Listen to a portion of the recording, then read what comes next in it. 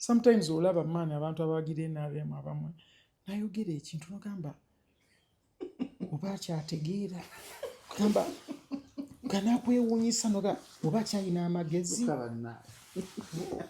oba yebaka atya yebaka bulungi yebaka yesulise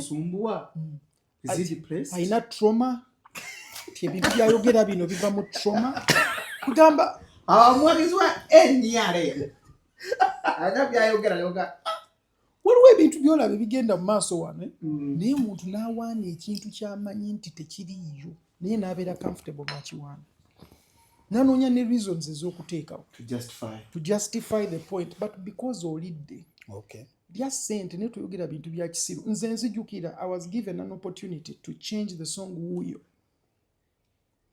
into an NRM song praising the president. I even did it. But I never released it. I actually deleted it. They were going to pay me heavily. Before Tubonga now. Hey. Before nga tebana collecting abayimbi generally, Wuyo was too big and the Wuyo nga chengendo yimbo no Museveni gwe nalonda bichi nali nchusiza. Nga sente nyingi zizikwatangako. Oli muvubuka muto. Ndi muvubuka muto na kajamu industry it was 2015 nga 2016 tugenda mu kalu. Remember najja 2014 ngegwako. Towards the mid of 2014 abantu bantegerera. So sinaweza adde myaka ebiri. Ba approachinga ku kintu ekyo. Muganda wange. Olima nalukola naye nekyusiza mu kitinga embazi natuula wansi nange nengamba ebintu by'ennyimba si bituufu. Nebuulirira natuula nzeka by the way. Obuuzanga n'essimu. Cause n'essimu yali amixinga n'oluyimba. Ne badi yaliwo. Buli omu yaliwo. N'ogubaseza NRM. Muganda wange natunuulira ebikumi bya miliyoni by'emyendo misinga. Nentunulira ebifo bye nali ngendo performingamu nga baplaninze buli wabuba bagenda ogenda bali basasula million zali musanvu kitundu even those places to go buli lunaku nali ngenda kubeera miliyoni yoli yennyini naye muganda wange natunulamu nengamba bagonzi oli muyimbi muto bino byoyimba tobikkiririzaamu. Because ne Facebook yange yali complaining nnyo even in those days about the system, about the education system, about governance. I used to write long messages on my Facebook. A lot chize kyaliko ne kakati bobango ogenze n'okebera. Nothing has changed, just the weather. But mu time eyo nekubamu mu mutima nengamba bagonza what you are lying. And the truth is that I was lying because majority of the things I was saying were untrue. They were not true. Era nengenda ne deleting oluyimba nakera ku macha nengamba n'essimu ndujjemu nengamba ne yali angambye oddukola nenjogera naye mbutuufu ne mugamba mukulu sente nzitadde oluyimba luno I just don't feel comfortable and I had even told him before. Abantu bangi bo balowooza mu ddagala lyaffe ery'obutonde okuva edda abantu bakozesanga nkola ya kizaala gumba. Mu India omuti guno gukozesebwa nnyo nga enkola eya family planning. Ate naffe ku Biv Organic bangi batya okutubuuza temirayo nakyo family planning ku Biv Organic tugukozesa omuntu tujja ne tumulagirira bulungi bw'asobola ogukozesa ate enkozesa yagwo nnyangu oil ono ayamba nnyo okukola ng'enkola ey'ekizaala gumba ate nga yeesigika omuntu etajja kuleeta side effect. Era gwe omukyala ayina mugamba nkozeseza enkola endala ate ne zintiisa ni mutyono mulungi nnyo okukola nga birth control method ate eri reliable kubanga properties ze tezina bwe za affecting reproductive system ate mbofu nebizimba atozibikira enseke ate akuyamba n'okukelenzinga oyagala okuddiramu okuconcevinga tekikutwalya na budde kuba kikola boss ku basajja n'abakyala okusobola okukola nga spermicide. Kati gwe munaffe abadde teekateeka babadde ayagala okuba n'enkola yonna munakyo therapies osobola okukozesa ebintu ebibwa. Salamu alaikum. Agati nakalemba omusomi w'edduwa. Bw'oba wenyiye embeera embi yankusomere ku dduwa. Abali ebweru mirimu gigaanye papula zeesibye kino kyekyoto kwensabira omukisa kobe ng'odiriddawa wali wenkusabira n'ofuna emikisa. Ky'oba olaba ng'abirira ebinyonyi ebitalina kyakulya naawe atalina mulimu jangu kusomere ku dduwa ofuna omukisa eno ennyanja kwesira buli kimu ekisira ne kiba kikujjudde nekikasuka mu nnyanja nekikunta nekigenda nze Ajati Nakalembe kambawo ennamba yange yeeno 075237529 temuddeeyo nemwebakira ebizibu nkoye ku nnamba yange eno. Are you ready for a celebration of a true living legend? On Saturday, November 15th, we celebrate 15 years of music greatness. Mickey Y, the stage king, the energy king, mentor of so many talents, a true living icon, will be live at Serena Hotel on Saturday, November 15th, 2025. Jangobe ongomu julizi, nga Mickey Y natambuza mu lugendo lwe olwa music, okuva gye yatandikira. Tickets go for 100k early bird and 150k at the door, and a table of 8 at 3 million. This is more than a show. It's a celebration of greatness. Sponsored by Airtel, Sanyuka TV, Afromobile, Baba TV. Right now, Victoria University, Joystar, Norada Autoparts,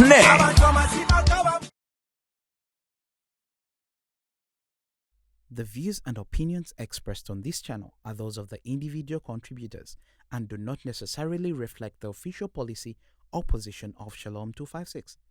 Any content provided by our contributors is of their own opinion and is intended for informational and entertainment purposes only. We encourage viewers to conduct their own research and consult with qualified professionals before making any decisions based on the information presented on this channel. bintu byange njalawa mikwano gyange bazze okunkyalira. Okay, ekintu ekyo Frank Antambi. Welcome to Shalom 256 is happening with Ugamba. Kasole kigambo it is happening when oli ku Shalom 256. Don't forget to subscribe gwatandaba tulakoze ntwalo kati tulakoze ntwalo 3 filmu ebilikenda myezi 9. Timotano ya myezi 9. Ate kasita mundese. Atukulese. Babe wasabu ngalo 10. Mama nyewo. Oya kolale subjectful day lunaku lusufu nnyo chaddeko maka. Gomukukunavu. What does omukukunavu mean? Our professor. Tuyogedde kyaki. Ubakola ku business Adam Kungu. Ndino omukukunavu wano. Tushadde makaga epas. But he is mukukunavu mu music. It means what okunavu. Omuntu asukulumye ku banne mu field. Ate owekitiibwa. Waaye babiga babugabye ebyo.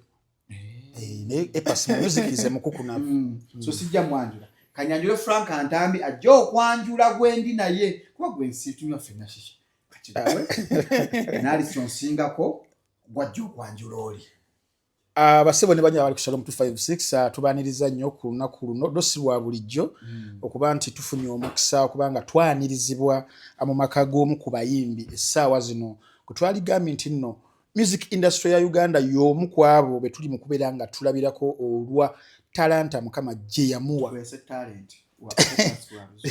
Talent togenze wala mukulu mukama gye tejategera talanta nange ndiroko ekigambo talanta bannange kata si kibi eno ye Sacramento wali ku stage wagutwala bana bali mu audience fara abana obana nga buto tema kigambo talanta. What does it say? It was nice but the word is French. So what's a talent sukuru mukama gye yamuwa nga twanirizako mu makage tubeere nga tusobola kubeera nga tunyumyamuko naye emboozi naddala ekwatagana ku field gyalimu eya music industry. Omuzungu ana nemeza za bujuzi nezagira kyosembeze eri bwoti. Kabato girinya. Ya bebe bagamba shootingira wabaga omushootingira wa yakujja mu kati kakabata ku apartment. Yes, Alexander Bagonza nga we tuli olunaku olwaleero okubeera nti nno yes tunyumyamuko emboozi ey'akafubo n'akafubo nakyo kya Luganda nnyo sebo. Okay, so we're going to have a one-on-one discussion. Definitely. Very insightful, mind provoking, mind boggling. Wano otubeera ku video junior agamba obwongo obutono tawanyika. Ojja kulinda kazibu kapo oba dumras. Yes, so ladies and gentlemen, I take this honor okubeera nga tumwanjula ku show olunaku olwaleero abeeringa naye ababuuzaako then tugende mu a deeper discussion. Yoyo ntami. Neto mwanjudde Nyayo mwanjula. Alexander Bagonza. Kati musabe ye yanjule. Eipas. Ate kati aba yeyanjula nga aba ina kubuuza kuba nangondo musaba ye abuze kubatulabo mukati njikira a pass abuze kubashara. I remember nyamba bayamba. Oh bayamba buyamba nange Bagonza. Amanya bapita Bagonza. Nako ebyokunywa soda naye mba naye. Munyumba ate gotagala kunywa. Naye abaawo. Kati kiringa gwe kubeera ntu lwakuba abantu bo tebanywa. Kati lwakuba gwe tonywa. Abalala tebalina kunywa. Si bwe kirina okubeera. Prepare for your guests. But I thought you do preach what you practice what you preach. Not really. Like I practice what I preach, but njagala abantu wabeerawo inclusivity. Nabo basobola okufuna ebintu ebimu. Yes, because abantu abamwagala bangi. Mukwano gwayinza okujja okukyalirako ng'alina omwana. Nga ye ayagala kafanta oba ayagala okitegeera ky'omuwa oba mirinda fruit, something like that. You give them. Naye mukwago omutamiivu n'asaba kulesti. Naye kati nze njagala musimanya cilantro, simanya biki ebi green juice. Kakati omuntu ajagala kati ebyo ate ompe ebyo bikaawa. Lwakuba gwe by'oyagala. Wabinyanga okyagenda mu gym. Paka kati. Naye kati mpumuddemu, like I think it's been a month without going to gym. I need to be fit. Attend the fit. Bano balowooza gym kukola bunyama. Twagenda mu gym ne tusinappinga ekyo kato. Oba magezi ki? Kyoba oyagala. Like I feel like buli omu waddembe nnyo ogenda mu gym n'akola by'ayagala. Because olaba bawala engeri gye bambala mu okujja mu gym. Very, very provocative. I know. Yeah, mind bubbling. Si kyobagambe mind bubbling. Ndaba lekyolo ankolerawo ku budget sasa. Tubanye lekyolo ne maama. Anyegali gyatambula nayo. Abamu ku maka abawala. Naye kiba kirala. Gym bazikola. Fashion show. Banyingi gya kola nga bakola buno obuntu weno. Gym si nyangu by the way. Yamulemerera. Live example yasooka obulira. Yasobola okukolera ewaka. Abaali bampadde gym nga ndi influencer. Nino gendayo. Consistency biba birala, but gym yetaaga spirit. Olina okubeera ng'oli ready for it. You have your personal trainer. Yeah. Is my Obi. Our Tabu. He is very hard working. Where is he? Akola, but right now akola mu gym era ina ba training personally. But ate are training abomupiira some of the schools, so he's more into that than even the gym thing right now as we speak. Because akwasaganya abaana abazanya omupiira abawala abazanya ku national team bani. He's very deep. And I think that industry tugyetaaga ya fitness health. Exactly. It is very important. Because tukyali bato ffe. Okitegedde. 25 ng'olina ebyo ninga tuli bato. Yeah, yesterday I was with my friend naye kati naye mulwadde na hypertension ninga mutu. Taweza emyaka 3. I was with him yesterday nga aguze eddagala. Yeah, so kikulaga nti sometimes tweragajjalira and we have to be very careful. Health is wealth. Obulamu bwe bugagga. Yeah. Yes. Ya mukulu Epas ndowooza awo tugenda okutandikirira ddala kwe kukulisa mu concert. Tufuna nko mukisa kukulisa. Of course. Kukulisa mu concert yaliyo January this year, which was your maiden concert. After myaka 10 ndowooza. N'osalawo n'ogamba ko tuteeketeekere ekintu ekyo, and it was a very, very, not just a successful show in terms of attendance, but everything. Production, chewatua. It's one of those concerts. Yeah, it's one of those concerts that tugamba nti every penny we spend was worth it. Yeah. Nga tutera kukiraba mu shows z'abannaffe. Era awo ndowooza wenjagalira, how was it the preparation for that concert? N'okuvaayo engeri gye yavaayo bweti n'okubeera nti nobba wagiraisinga ng'eri wano waggulu bano bannaffe abalala bayinza obutasobola mu mangu unless maybe they take some notes. The chendowooza first of all, love ya music eyange eri waggulu compared ku bantu abasinga. Love ya sente eri waggulu mu bo. Twagala sente. Kadde mwako. Love ya music eyange eri waggulu. Bo love ya sente eri waggulu. Oba okitegeera. Kati nze nafuna omukisa nti engeri gye njagala ennyo music mba mutunuulira mu buli aspect. Nti njagala kiveeyo mu ngeri gye kiina okuvaayo Yeah. kyovola kyantwalira obudde and when I knew that the time is right soundman wange ng'ajja kubeerawo buli kimu ne mmanya nti kati kino kiwedde because I have a perfect person who understands my voice abajja ddiwa effects entuufu mu buli luyimba n'amanya nti kino kyetaaga kino kyetaaga kino because we did live mixing what usually people do is like bateekawo ebintu ne bakola EQing yonna nga bw'erina okubeera ne bateekamu ebintu byabwe maybe ne preset y'emu gye bakozesa ku buli muyimbi ne bamuteera mu channel ya Mike ne bamugamba yimba naye kati oli yali akontrolinga buli luyimba yina oddu controllinga live awo wennyini oba weetaagawo ka echo ng'akateerawo mu ddakiika era wabiwulira nti owulira effect ng'ogiwulidde mu real time owa bandi abakikuba but that needs you to be in sync ng'abantu yakoze nabo so twakola rehearsal za myezi 3 3 months abayimbi bakola rehearsal za wiki bbiri anti badengenda okugamba 3 months kikulaga it's not just about money because some of these artists have more money than me of course oba kitege balina sente zinsinga naye ekintu tebakyagala so we had to sacrifice and make sure to rehearsing at 3 months and the whole 1 month eyasembayo ey'olunaku olwo lwennyini eya the month eya show yalimu olunaku lwa show twakola and even that same week of the show twakola rehearsals nga 2 ate nga tulina n'okola dress rehearsal ku lunaku lwennyini before the day but that means resources personnel money sasula kati nze ezo sente nali nazikuŋŋaanya cause buli show gye nali nkola nga nsavinga akasente kange cause nze yali title sponsor wa show yange nagyeteeramu nga bw'oyinza okugamba nti nedda abo bannyambako but they were not title sponsors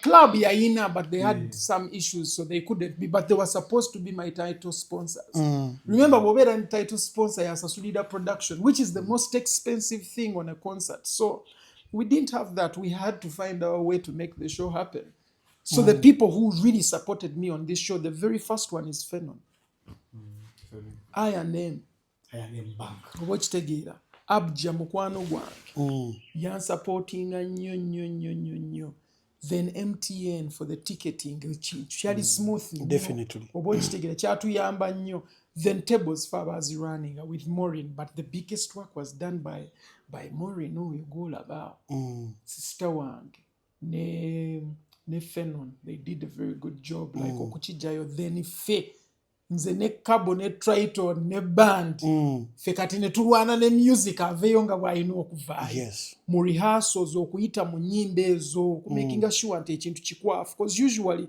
ngera bwe nkugambye abaana bakola wiiki 2 week 3 rehearsal obubusiru okukozesa obwo ebintu by'ekisiru ebyo otuuke ku stage olowooze nti ojja kukola ekintu ekyakabi togenda kikola because tokipracticinze baronada abo betwegomba practice ze bakola abo ba Messi for a match emmere gyali abiki byonna all round game yebeera 100% so asobola ofuna 100% gwe all round game yeri 5% naye yagala funa 100% it's impossible oba kitegeera kyova olaba like levels ezimu ffe ze twataininga tuzaataininga because we care bw'oba ng'ofaayo ku kintu you will try your level best to make it work oba kitegeera you will try your level best to and for me that's what I've done all my career kyova olasapa pagwa mu show so okubeera ne gayi wange cause yava Switzerland naye wano abeerawo nnyo Kabu yatandika okujja mu Uganda from 2003 some people were not even born yet wamutikka butisi n'omuleeta my friend is my producer actually tulina ne album egenda ofuluma very soon oba kitegeera it's one of the best albums you're going to hear it's one of the best albums you're going to hear and exclusively ngenda bawa opportunity mwe mwekka and I will not allow anyone to record it. I give you a chance to listen to what we've been working on. Omuganda agamba omwimbi omuganda I know I'm cooking what I've been cooking what I've been cooking has not been cheap food very expensive food my friend ngako mubadde munzala ye otwadde akamere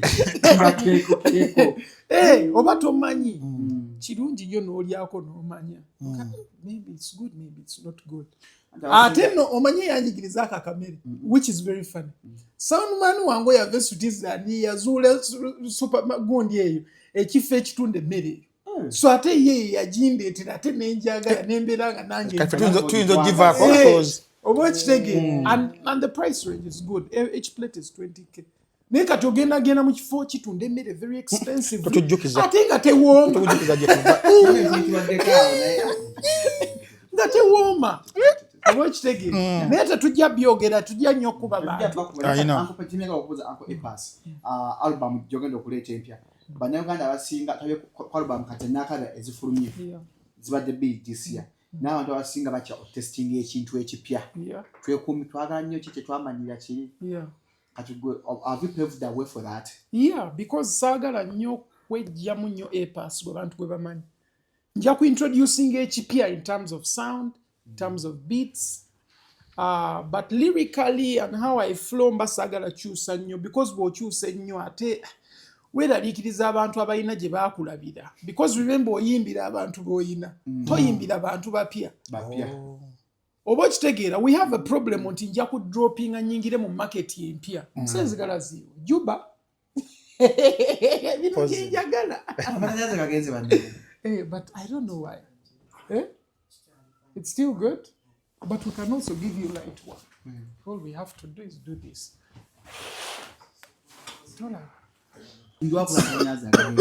but man before we are failing like sometimes but it's rare one it's very very rare kwetuli okyatunnyonnyola awambeerabira oli n'akola alubamu omu ayinza okwerabira n'akola alubamu nga emukyusa nnyo ku bantu kye bamanyi olina keeping at least 60 to 70% of what people are familiar with bw'okyusa ennyo ekintu kikwata fan base yo kigikwata anawea baba bakyayagala okulabanga ggwe omanyi lwaki abantu balaba era bekyana ekituufu nagamba kale singa kikyalinga luli because wali weyakisinga okyagalira nga kikula now people have that problem they want what they are familiar with what they already know kati olina keepinga what they already know no introducing something new nantu amanyi omugezaako ng'ekizampo utwagala wa gundi wa 2017 gundi wa 2017 because mu time eyo weyamutegeere weyamwagalira weyali amwetaagira weyamufunira oba okitegeera kiringa kati mu time nga maybe nali ndi mu ssomero I'm getting to learn to love Ugandan music then nempuliriza album ya Peter Miles oba compilation koze ebiseera ebyo tebakolanga nnyo album bakompilinga ng'ennyimba abeerako ennyimba nga mukaaga ku kateepu nennyumira nnyo ndookinga nti bw'ondeetera Peter Miles omupya nyinza okugamba naye nga sibitegeera but obuzibu bwe mba nnina nti mba saagala ku upgradinga naye mba nalookinga eri kozi kiri kyanyumira nnyo but then in terms of art gwomu ku bantu betusinga okulaba nga you reinvent something very new every now and then some people say Epas is very unpredictable sometimes wakati w'okubeera creative genius and sometimes someone abantu abamu gwe bayinza obutategeera except for your core audience jo keepings awo what happens for an artist nga ekintu akikolidde over time natuuka neyeebowa mu kyo and then they try to diversify nanonyako ewala case in point nga Lil Wayne yatukubanga boom bap rap then mu 2010 natuwa album ya Rebirth it's rock and roll nagamba kagezeekaawo same as Kendrick Lamar sabazo nga womulaba zino te Kendrick of Good Kid Mad City albums ezo wezityo then where do you draw a line as a creative between trying to tap into something maybe new for you obutabira monotonous ngoina wotuse kati ngoina kweyubula and what you're saying of losing your identity to your core fans I feel like just olina okubeera creative enough to understand what gy'ovudde ne what gy'oyagala okulaga then n'okola percentages nga zimakinga sense for your fan base to truly still keep with you oba okitegeera nga bategeera nti ono omuntu waffe naye ng'ate togenze nnyo because still oyagala okyusa oimproving ebintu by'okola ng'omuntu yenna ali creative toyagala kubeera nga gw'oyimba nga bw'oyimba edda olina okula naawe oli muntu ntambi wa 2000 si ye ntambi wa kakati maybe those days you liked jeans more right now you like suits more oba okitegeera saaliyo lwakuba ayagala okunnyigiza mu ntalo zammwe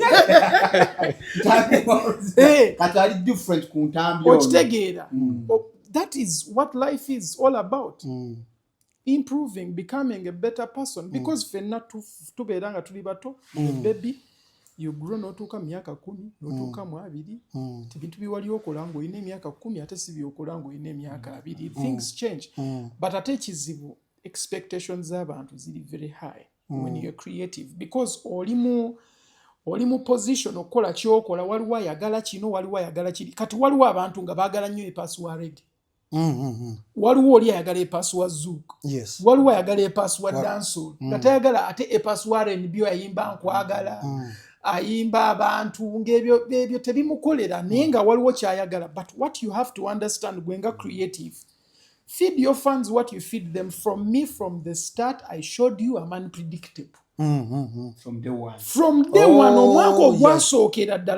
that is what answers your question. When I do Marco Guasoka, Naina Love Infection, which was Afro dancehall. Yeah. Naina I'm Loving, which was dancehall and zouk. Then Naina Tetubatia, which was dancehall, naye nga ali chilled because Ugandans bali bakuba dancehall ono w'amaanyi nnyo. Hardcore. Nendeta dancehall ali soft. Mwaka gwe gumu era naina tuli ku bigere. Mu mwaka ogwo gwe gumu naina wuuyo. Oba okitegeera, now you are seeing an artist who is versatile.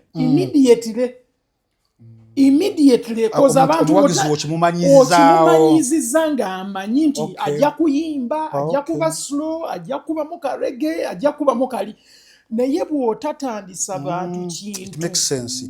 Kitandika ofuuka ekizibu. For example, case in point nga Mr. Kisemakula, the sound getumumanyiddeko eya. Kati singa owulira ng'agamba mbu ayimba danso. Oh yeah. It makes sense. Oba kitegeera now it becomes a problem. Naye nze omuntu tayisobola kuwulira bubi nga nyimbi akayimba akali slow. I know. Takiinamu buzibu because azampulira nga nkikola from the beginning. Kati nga Marianne. Oba okitegeera.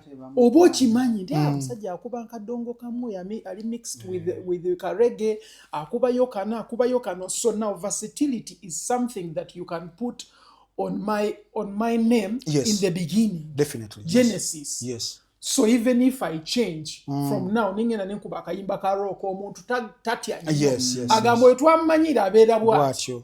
Naye gwe genda obikole mbadde tobikola. You get a backlash because people are too used. Myaka 10-15 okuba ekintu kimu then omala okikyusa omulundi gumu. Okay. Now that becomes a problem. To you and also the fans are a problem to the fans because they are used to something and they are not getting what they are used to. So kati oyino mmanya ngenda bamanyiza ki abudumulasa akantu kano yatuba akadonka mwoli twakera bukezi ngakubye hip hop nga bivuddemu rap. Akuba rap. But that didn't go well. Trust me, it cannot go well because people, for example, with Abdumuras was too big. With a particular sound. Because Abdumuras waliwo emyaka nga is the best artist in the whole of Uganda. Of course. 2004? Yes. 2003? He was very good. Nolimba lwataluwulira. Mugenda okukyalira abantu omanyi bu DVD waliwo bu DVD obwalinga radio obumanyi obu DVD play obwalinga radio nga buzanya nga babu connectinga ku TV. Yes. Ngoteka muka VCD zali VCD players edda VCD player nga VCD player bwalingako nga baka connectinga mu TV DVD tezali DVD player zali VCD player nga nezilinga radio nasoma kwa sonyo sinyani walitulaga muganda wange zalinga radio nezinyirira bwezi man kugenda maneiba kati zidukira olusi namugenda maneiba bafe angane mugenda nemutula nemulaba like enyimba za Abdumulas zali very popular ate nga ziri big oba okitegeera ate ne sound yali alese kwegamba yali a bit different oba okitegeera he brought something fresh but they also had an understanding of what it was naye kati gwe bw'ogenda n'okikyusa nga wali big nnyo mu kintu ekimu bw'obeera too big with something people expect the same bigness kakati awo wali obuzibu you'd even do this like let's say bw'obanga oli on the law and people don't know you as much bw'okyusa bayinza obutamanya because bayite bakumanyi nnyo oba okitegeera naye oluyimba ne luba lunene n'oleeta olunene lumu luli mu style yemu n'oleeta olulala nga luli mu style yemu n'oleeta ennyimba nnene nga nnya mu style yemu bakwatira kati genda obikyusa gwe genda obikyusa olabe that's where the problem is. Then someone would ask, you've experienced different sounds, you've tested different sounds, you've done different sounds in terms of your capability of being versatile. No chikola. Then someone would pose a question, should we send, or if someone poses this, the idea of sound ya Uganda, nga whatever West Africa sounds that we can know, Ubanga Nigeria, that is sound for them. Has it been a problem and a challenge to us that we do not have one? Nichibedanga chitu affecting, for example, market eri global, whereby artists bafesabazo na ambali mkustrivinga kutapinga te mu sound yeri, and then sometimes I'm backfirings nibakomawo wano.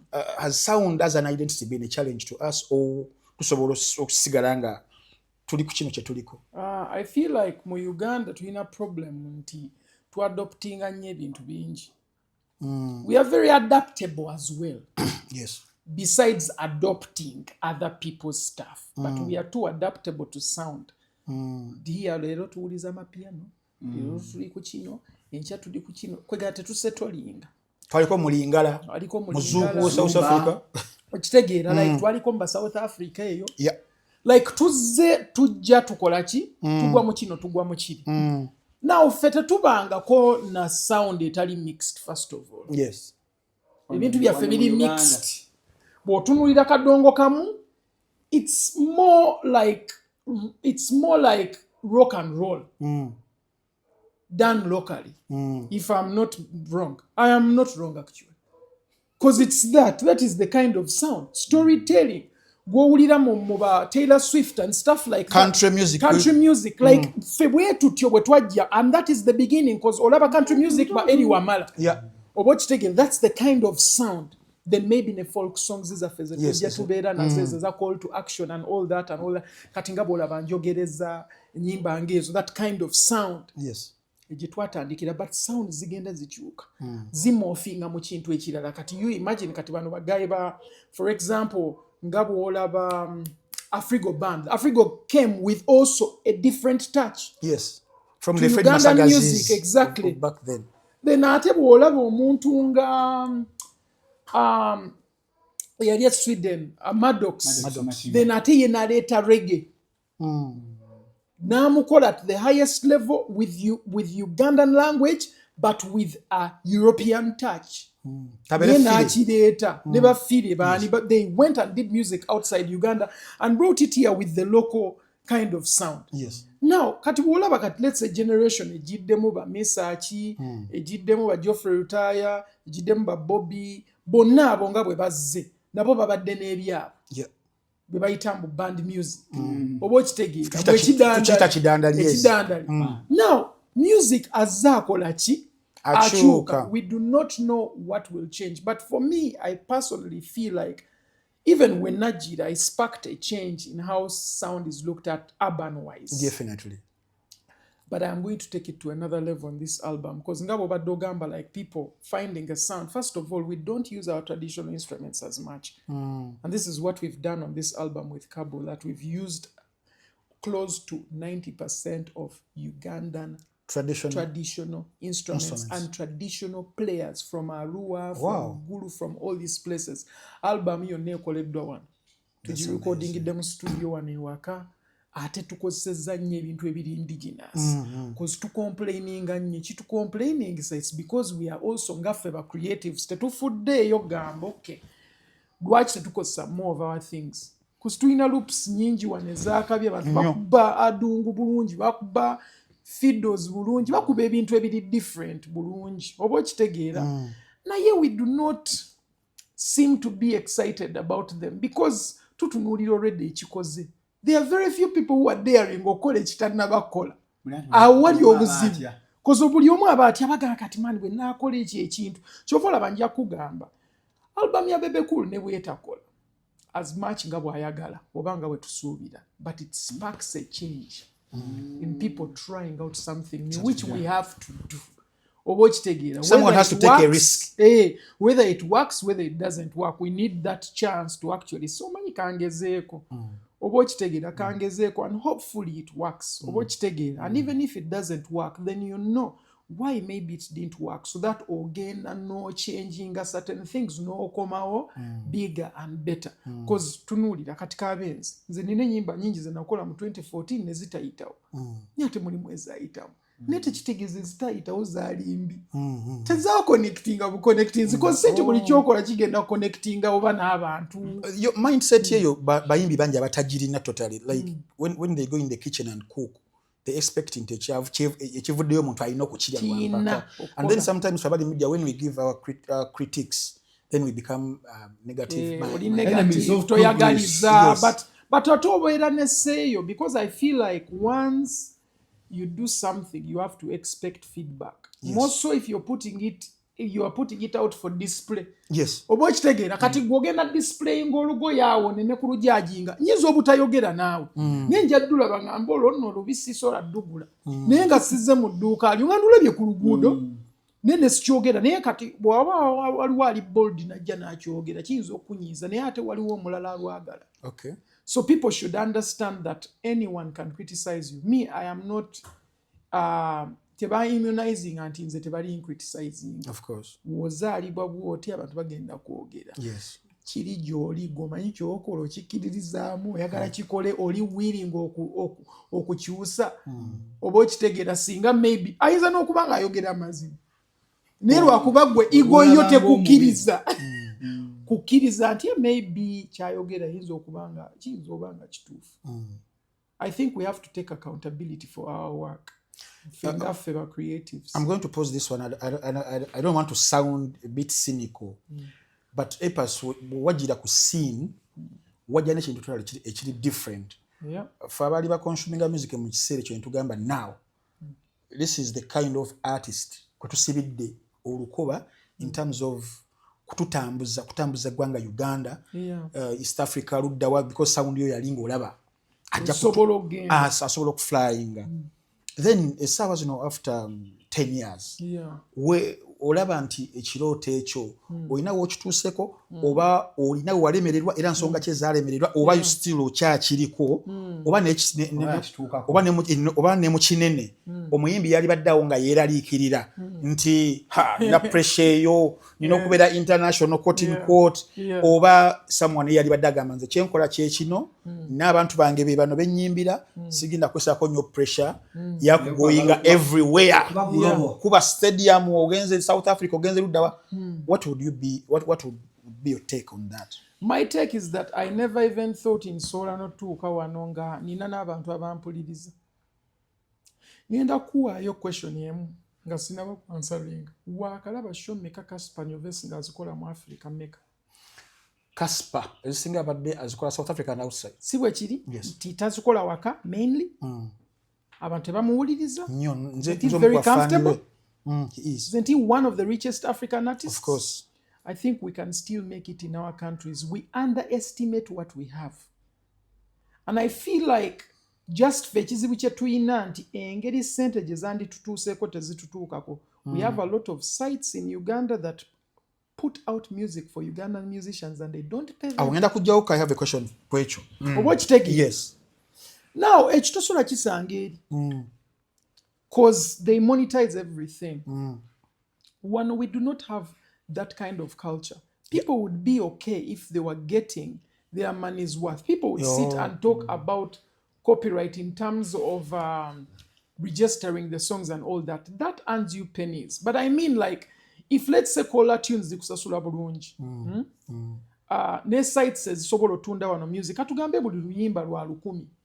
Nenga site ejjako 1,000.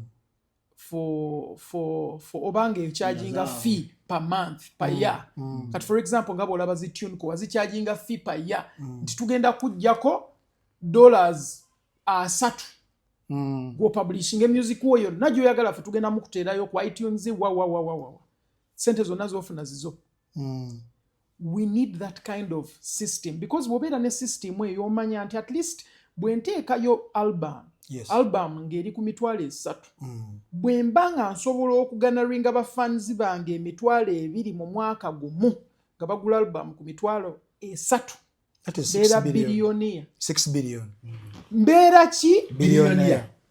That is impossible, but it's possible if you think about it.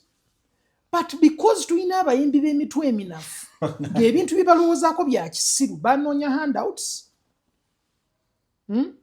tebafa ku music quality singa tufa ku music quality tumukola bulungi nga fani amanyi nti music ono ali worth buying because kiri important anti because fani bwabanga yamanyira quality embi abamanyi ennungi gwobeera ewaka for example mu bazadde bo nga they are used to cooking a certain way era obugamba mama wange bino byafumba bibisinga naye waliwo abalaba bafumba obulungi it's just that you do not know ate tolyangayo oba okitegeera and what you are familiar with is what you think is good oba okitegeera because everything is perception what you're used to is what you think is good stupidity is what you're used to kat for example Shalom oyinza okuba nga wakulira ewantu nga mukuwemula bakwata kisooka mukumokola okitegeera taata wawemula mama wawemula jjajja wawemula kibeera nno okitegeera kifuuka normal because that is what you normally experience nze ataakulira mu environment ng'eyo bwe nkiraba mba ngamba what nonsense is this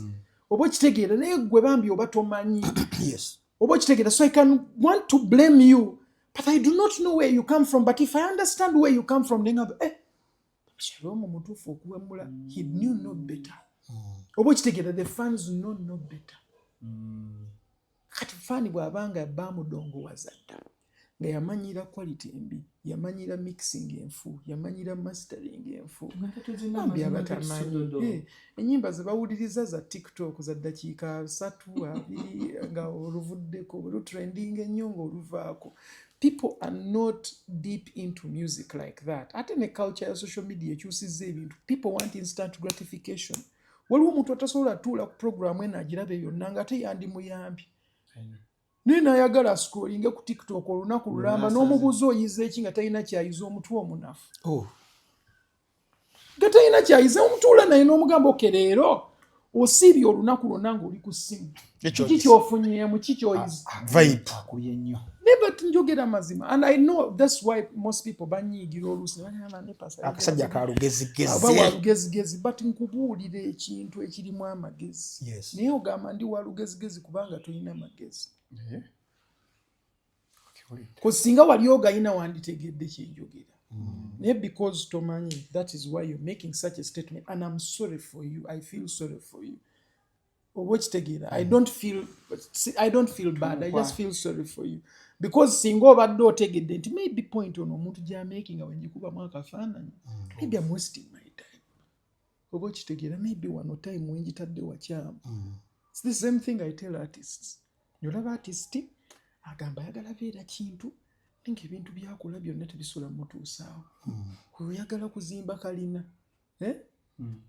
naye kwegamba amaanyi awantu ogateeka mu kuwalana bantu nakwogera ku bantu gwe that is where you put your effort singa otadde effort mu kunoonya ssente mu kufuna omuntu asobola okukola pulaani ya kalina eyo n'obeera ng'osobola ogirabako awo somewhere nze ebintu ebisinga mbirabako anything I want I screenshot it kakati nkitunulako buli wiiki ogamba nkituuseeko naye nkituuseeko ntya what should I do kiba kizibu by the way kintu kyotalabako nga tokitunulatunulako obudde obukirowoozako buba butono but if you have it in mind bakuba pulaani awo n'agikuteerawo nze natandise dda nina kyenjagala ozimba ennyumba bagenda giyita never judge a book by its cover ejja kuba n'erinnya etandika ogiraba bwetyo nezimbuluka nefuuka ekintu ekirala I have an idea and it's in my mind. And I've always said that if I'm doing something, it has to have a theme. I'm not just doing anything. Because you can do anything. If you want to do something exceptional, it has to have a direction. Because anything is out there. So osanga nyumba nyingi ne plan bungi bwe bakubeeyo out there. So no bwekolera ku apps. But if you want to do something exceptional, you probably have to get some people who will understand your vision and you start building together. Yeah, so back to the point eri. In your assessment, gwenga gwe. Nze ng'omuwagizi wo. Kiri kyobadde ogamba ekyokubeera nti ntuuse gye njagala. By the way, nze saagalangako. By the way, kintu kye mbadde ngenda n'okubreaking it down. Nze situulangako awo wansi ne ngamba nze njagala nnyo nfuuke international mu biki njagala nkolera abantu abantegeera. Abasobola okutegeera music wange. Ne bwe babeera nga bali emitwalo 5 kirina kugambye ekyo. If I have 50,000 people dedicated who can give me 30,000 per year. Babi nojo. That is my target. Okay. But I have to give them a level of quality that is worth them giving me their money. That is what I'm looking at. I'm not looking at being international. If it happens, I will be happy. Teri atayagala kubeera ku levels za waggulu. That is not my target because I do not even have the financial muscle to do certain things. Yeah, that is. And ebyo ebintu tutera okubyogera mu njagala ntuuka eri naye muganda wange tomala gatuukayo. Kituufu. Because abantu abatuuseeyo you don't know how much they sacrifice. Yes. And we sit down here n'ogamba yala nkola ekintu ng'ekyoli. Fortnite dream nti mba nfuuse. Tomanya abantu abagala okukola concert ng'eyeepaasi. You do not know what I sacrificed to do the concert. Mezi esatu. Ng'ovuga buli lunaku n'ogenda ku rehearsal. Ne mugenda ne mukola rehearsal 3 buli week. Abo abantu babo balina okusasula. I know. The logistics. Oyina otambula. Oba okitegeera. It's a lot of work. It's not just a little bit of work. And I think it's one thing that some of our people underestimate, that you need to put in a lot of work. Sometimes, guys, it's not about money. Because send oyinza okubeera nga ze wateeka namu tewazijjamu yet it was a successful concert. Exactly. It's very, very possible. And for me, that's what I look at. For me, I wanted to invest in something to show people proof of concept. So okuddamu ekibuzo kitegeeza nti woba olina target yo nti njagala mpulirizibwe abantu 5,000 n'obatuukako. When you reach that target, then you can dream more. Not kuva buviye n'ogambye nti I want to be in South Africa, in Ethiopia, in whichever nga tonnaba kubeera nga. Osobola n'ogendayo. There are baby steps. Osobola n'ogendayo nga gwe nga gwataddemu ssente n'onoonya ne w'operforming n'operformingawo n'otulaga bu video. Naye ng'okimanyi nti gwe yataddemu ssente. Tambibaako kyoyogera. Gye bali. Tambibaako kyoyogera. Gye bali abantu nga bagenda ne bayimba. Bajja bayimba nakalago eyo. Kwendeka mu show, tabijjangu. No, tabijjangu ndeka mu show. People will do everything to show that they are rich. But in trying to show people you are rich, you will get broke. Ojja kwavuwala ogezaako kakasa abantu nti oli mugagga. Validation is siina gwe nkakasa. Nkola ebintu ebiri in my means. Nga tebiri organic. When namaliza concert yange, first thing I think I invested in was a camera. I want to shoot my own videos. Oli yandigambye epasa amaze show ku Serena. Ndowooza kati azimbye obwagu gabwa kalina w'ennyumba. Yes, nali nsobola okugula ettaka. Nali nsobola okukola ebintu bingi. Yeah, but wazizza mu sokoze mu craft. Definitely. Kino kye kikuwadde n'ekyo gw'osobola okikola kati ki-improving kibeere ku level eya waggulu. Now if you can do that, then you can do other things. Then awo wenyini nange bali na argument yawo nti mu industry eno mulimu people who are meant to be mu industry. Then we have the pirates. Ababbi b'oku mazzi. Kunyagulula kirimu kudduka. Definitely. But Jack Sparrow. Jack Sparrow.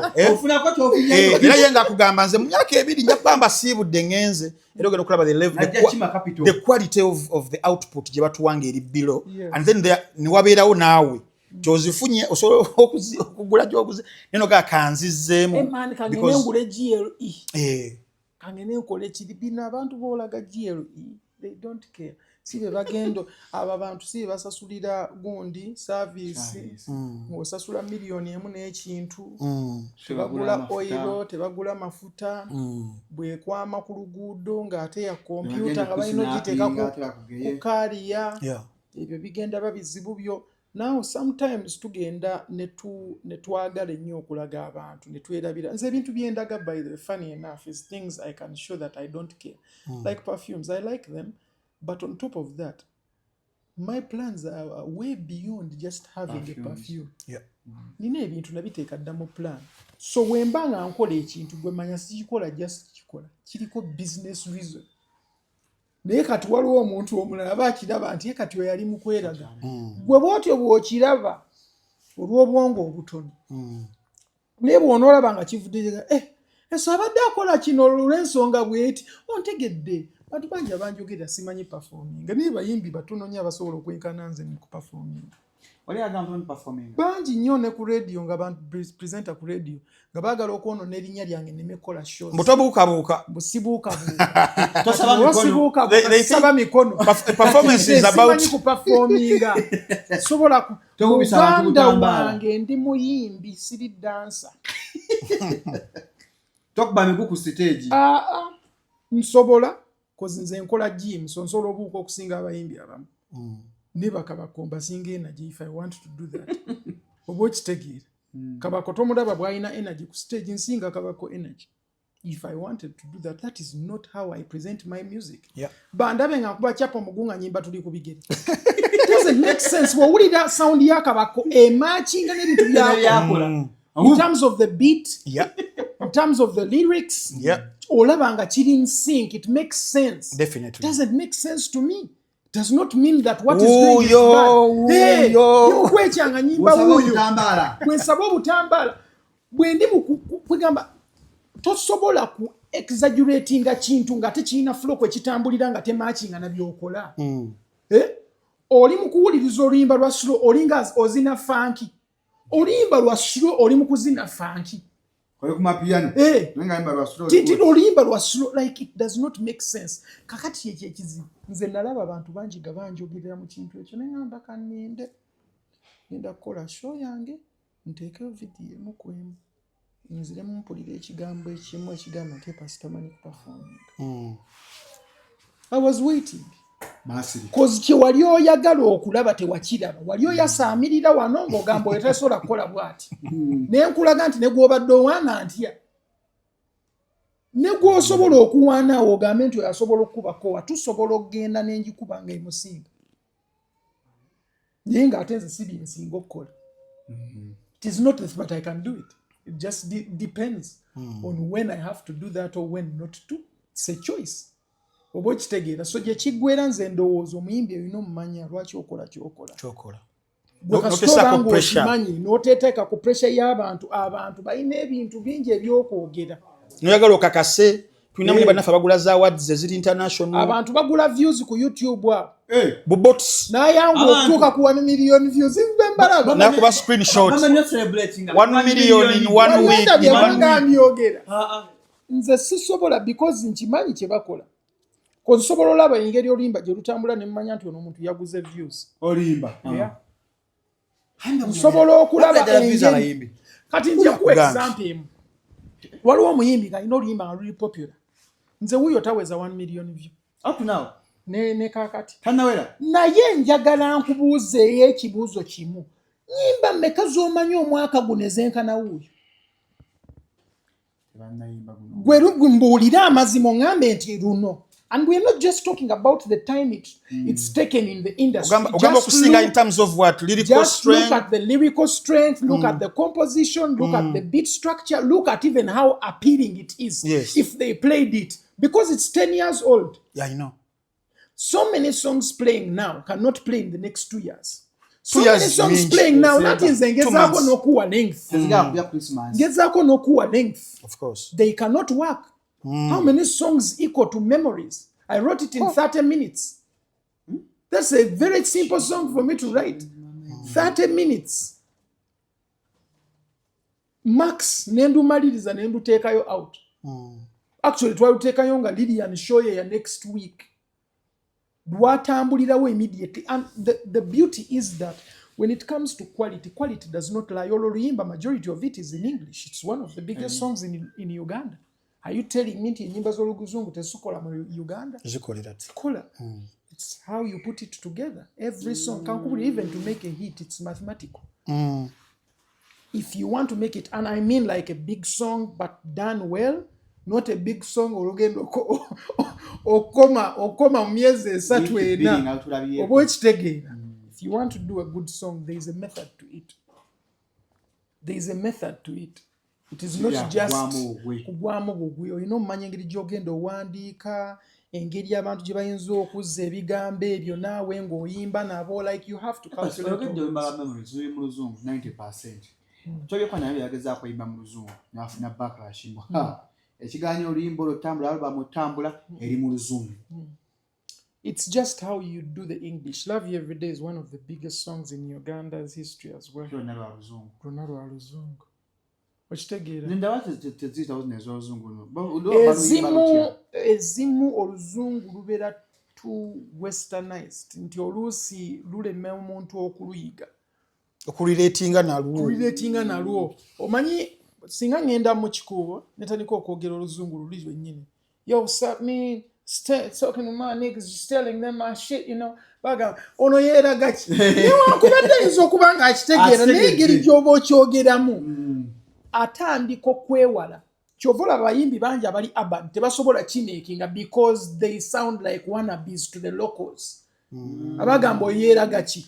Because n'omwana awuliriza urban music aba akulaba naye jjukira aba awuliriza Kendrick naye nga gwe oyagala obeere nga Kendrick agamba this is a Kendrick wannabe. So is it the case to, for example, hip hop music or Uganda, for our brothers abayimba mu luzungu totally, and then there is Frank Ntambi who listens to Nas, who listens to Jeko, who listens to Andre 3000, to emba mpuliriza an artist wa Uganda nga ayimba nga bali, I be like, let me go to the kanjire originally than the copies. Yes, because in your mind oba oweyinga. Okay. Even nga tokitaddeko nnyo bwongo nti okikole oba okikola subconsciously oba okikola because you've listened to something like that before. Kiringa nze kuyimba nnyo nga mu Jamaica. Nsobola okikola naye ngezaako nnyo obutakikola. Bw'oba nga weetegereza music wange ngezaako nnyo even when I'm speaking to people. I try as much as possible to be understood. Other than nze okwogera ngo mu Jamaica. Bwe nzija wano ne njogera ngo mu Jamaica sijja communicating.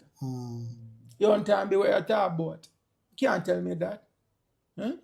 When I hear that, speak so different, you know. We don't like them where them want it different. Obiwulira, naye it does not give you the feel of having a conversation with me. I have to make sure I communicate in a way you understand. Is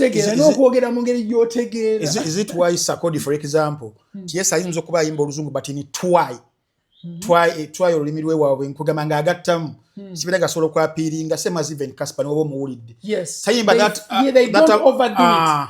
Don't you see even a Burna Boy? Yes. Oba okitegeera. Tiruba luzungu but they localize it in a way. Bw'oba ng'olabye gwe nayimba Memories, bw'oba ng'olwetegereza saagamba she's all she brings my memory. No, she's all she bring my memories home. Nayimbanga Branko wawa. Okitegeera? Togezaako nnyo kukuba muntu kiri kintu nti nze ondaba wano nze manyi oluzungu. I know. Oba okitegeera? Nze ku kino Muganda ogenda muyimba osiiba enjala. Era kyova olaba ogenda kusiiba enjala. Kyova olaba most of the artists who do dancehall, I want to meet some of them. I really like them. I just want to give them insight on certain things because they don't work. Nze when I'm meeting a radio hands jump studio. What is the nyimba zange mpitirivu? Radio listen to more than 50 songs of mine. Wow. Nga sinaba ku blowing. Ate radio yaleta manyi DJ wa radio yali muganda wange stereo. At stereo yali akubira ba radio nenga ba stereo tegamba nga ba radio nti muganda wange. Kakati radio bwe yajja ku studio ne mugamba by the way muto wange yabakubira stereo. Nagamba ki? Stereo muganda obulijjo. So he was shocked. Kakati radio sat down with me before even releasing Tuli Kubigere. Naye yawuliriza ennyimba zange era oluyimba twakola lwali lwa luzungu Carolina no lwe twakola ne radio Luiso. It was an English song because they wanted that international kind of feel with me as a song that they would do. Now radio yanzija mu studio nangamba bagonza yali ampita Alexander radio teyampita ngepass. He liked my name Alexander. Ngamba man eri yali Alexander wakisi yokozesa tikyokozesa bino ebyepass kozesa Alexander, your name is nice. Nangamba Alexander twayimirira mu corridor ya Body Music, I remember clearly. Nangamba bino ebintu byoyimba birungi naye bikyuse bibeere mu Luganda. They are good words but our people won't get them, and the majority of the people you're singing for are here. This is your base. Ne bw'onooba ng'oyagala va mu Uganda ogende ebweru kiina tandikira wano. Yes. Zimba foundation yo wano. You a Ugandan artist. What is your culture? What is your heritage? Your music is good. Neyimba more of these songs because yawuliriza kwenyimba ezimu ne wuuyo bichi nangamba ono ino okunywerawo nyawo because with what you have with some of these songs it shows cultural identity. Yeah. Omuntu aba alaba gyova. Ne tugenda ka Joyful Ridings Chaga ne radio cause Chaga yajja ne radio. Waliwo ne gayo omulala ntula mu motoka koza amasayanze gagenda ku studio. Kati we gagenda ne tuvuga. Naye pass tugende nali sagala genda siri mutambuze genda mbifo bichi. Alexander tugende. Nanemerako badi nangamba genda. Luchamuzi Bashiru nangamba genda ne ba radio genda mutambulemu. So ntugende ye mulungu wali yeye ekifo gye batero tula ne bali ekyennyanja kyabwe, they smoke, they drink their beer, yagala nnyo beer we. And it was really interesting having conversations, moving with him in the car, ne tutula fena ne tuogera.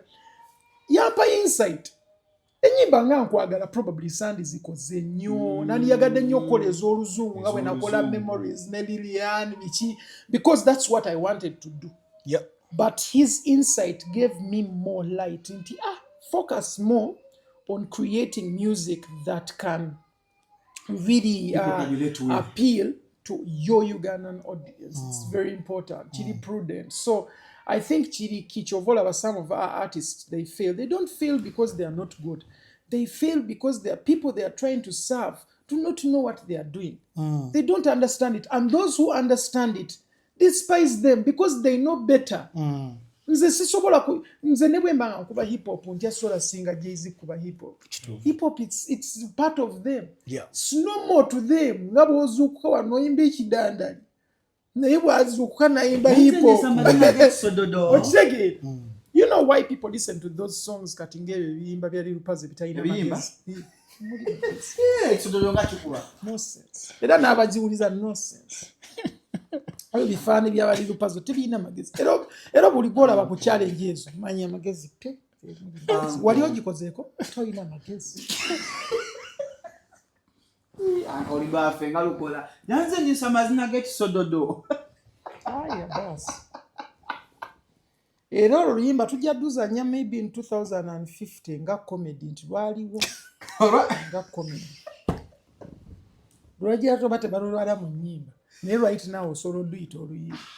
Mutuswaza nze kankubuulire bwe tubala tutuli careful ate omanyi maani abantu abasiru bangi mu Uganda ebyeddala nga tuvudde by'okusaaga the stupid are many era kyovola sola wangula bino byenjogedde sigenda malako abasiru bangi nawe okimanyi byogedde kubuulira amazima sijja kuwangula tojja kuwangula ajja kugamba ate twagala ssente okingizanga enfuna nyimba ku bizinga sisuze enjala sikiwakanira lupazo si mukwano gwange nyenze nyimba bibyannima si lwensoso kyogera njagala okitegeera but waliwo ababitegeera ekyo nakyo njala nkikkirize abagatta amagezi n'eri lupazo because buli muyimbi abafaani be babagatta amagezi naye kati gwe bw'obeera ng'owuliza nnyo lirupazo manya mwenkanya amagezi. You as good as the people you listen to. Because obwongo bwawe oba bugattira oba okitegeera oba bugattira kati n'omuntu awuliriza kati people like me erina amagezi engeri gyategeera tajja uli administrator kitegedde oza lwaki obulamu buteredde era interview ebe munyumire naye atalina magezi naye kati atalina amagezi omanyi nti aba yagijjeeko dda ng'agenze ku tiktok nti bino bibbowa ku tiktok alowooza mugezi alowooza ategeera nnyo nze yantama ayinza n'okwasa atwega ku booking paza yali mu NRM ayola ssente paza ali mu kukola ssente not every man is good money not every man is good money and there is no shop which only accepts good money tekiina buzibu naye nze nkugambye not every man is good money sente gy'olya naye ng'egenda kukambira ng'ogiraba ati nze yo sente nagiraba dda egenda kutungununa it's only a matter of time egenda fuuka ekiringi sente eyo abasajja bali bakola sente nze kankugulira I'd rather have one gig every week luli nali kuvira mwajja era ejjudde yonna jjukira bulungi people come and enjoy watch me weekend ewedde nina gyembadde mbadde ku paradigm as long as akasente akatono nze tekannuma akatono I know how to live with less I don't want to live with much nga siina mirembe olaba politician abo abeesimbawo n'abeera MP sente ne bwazifuna bw'ati ez'omwezi gye yava yasabye akalulu kubaako afiiriddwa buli wiiki so omusi babiri ate MP baba expecting oveemu ekyoja mimiro owasinyafu gwe bagobye owulira ebizibu by'oyingirira kigenda okuggwa nga toyagala kuddayo mu kyalo gye wasaba akalulu emyaka negiggwako 5 because there is too much expectations from the people they calculate bagamba okay bakuwa million 3 buli mwezi buteyadda ku ground naye remember yakomawoko ku ground nagenda olaba ng'akamuka nga muzika ambulance waliwo nogwakwatire mu ddwaliro expectations z'abantu ziba nyingi because of how the system works here it depends on the individuals does not depend on the system working and making sure nti abantu basobola oba bulungi nga tebeesibye ku ggwe shalom baagikola ng'omuntu alina tunuulira ggwe wetolaba ebiseera ebisinga bagamba nti buli wowulira ekizibu banange president kansuubire kano ka video kalaba everyone thinks they have to talk to that person alinga katonda mama fina bisawa kutuyamba okitegedde kakati mutandika tunuulira individual naye singa system yali nnungi ng'esobola okwenebolinga abantu okubeera oke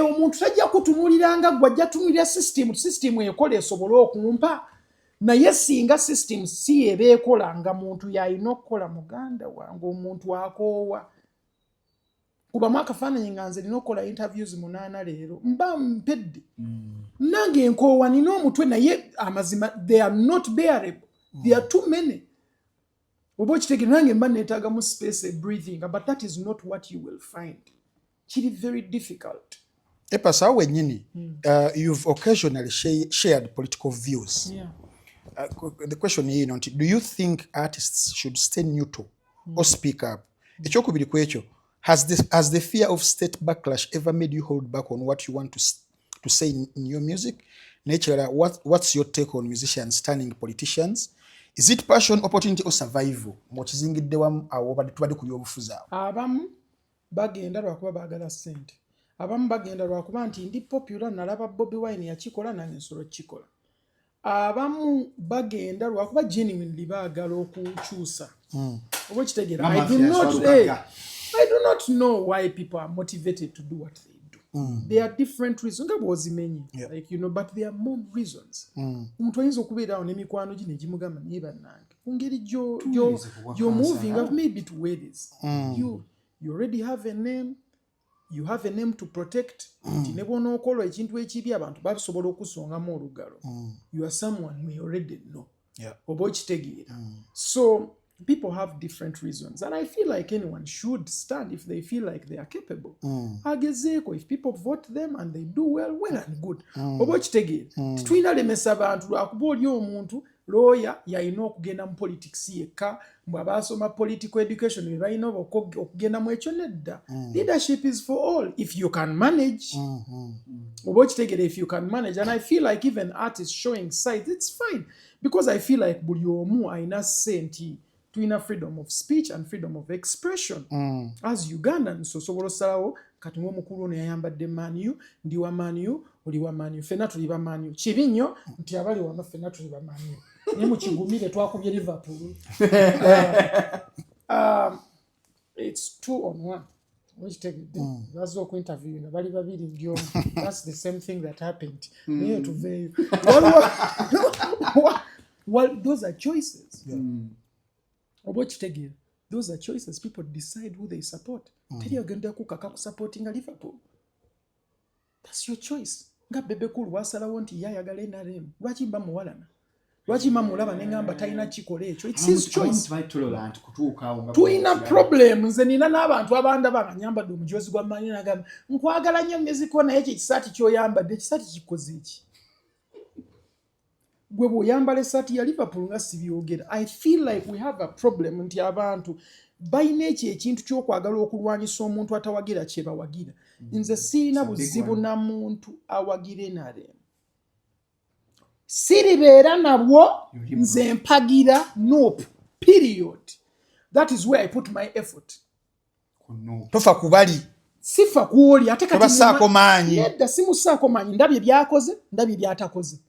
I feel like okay bano we bajja they will listen more because nabo balabye bali batakoze. So they probably want to bring a change. That's why they are coming on the stage. Now, eyo ye choice oli gy'abaakoze as a politician okuteekawo political party n'akuwa views nti nze njagala kukola bwenti. Ziwagiro bazi manifesto yange. Nze ngenda kukola bwenti ne bwenti. Waliwo oli yatugamba ngenda kukola bwenti ne bwenti n'atabikola. Kati oyo nze mba naye obuzibu naye ate sigenda munyigisa bw'abanga yeesimbyewo ayina ensonga ze era ayina n'abantu ababiwagira. Kuzi waliwo abifunamu ngeri tebitambula bulungi. Waliwo atafunamu waliwo afunamu. Oba okitegeera. So in the end everyone ayina okulwanirira ekikye.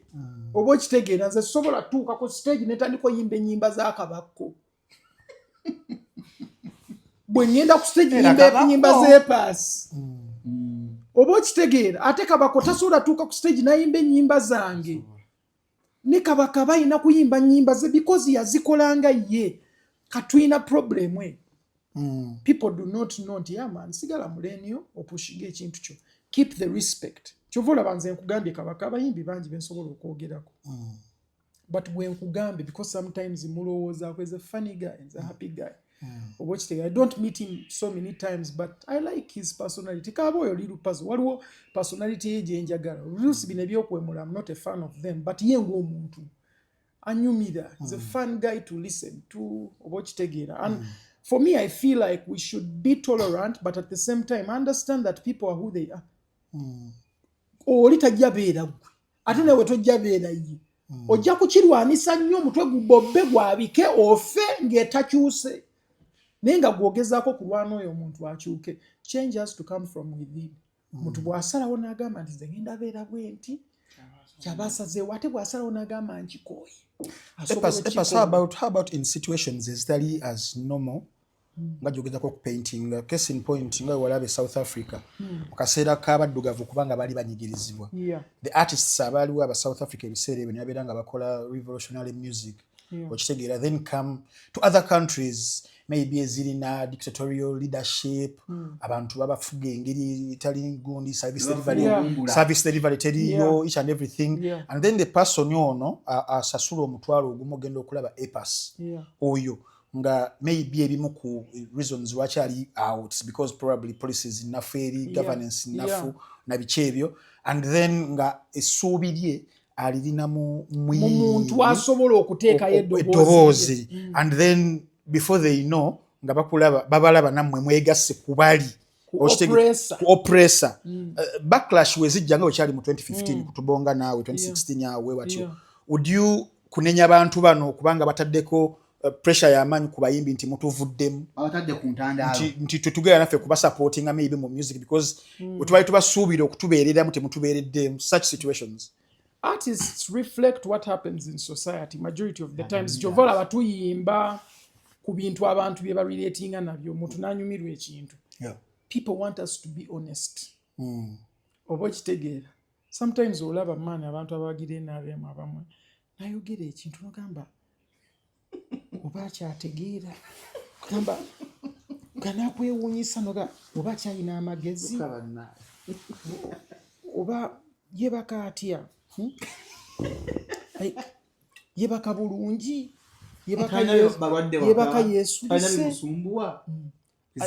ayina trauma ebintu byayogera bino biva mu trauma kugamba mwagizwa enyale ana byayogera yoga waliwo ebintu byolaba bigenda mu maaso wane naye omuntu n'awaana ekintu ky'amanyi nti tekiriiyo naye n'abeera comfortable n'akiwaana nanoonya ne reasons ez'okuteekawo to justify the point but because olidde lya ssente naye tuyogera bintu bya kisiru. Nze nzijukira I was given an opportunity to change the song Wuyo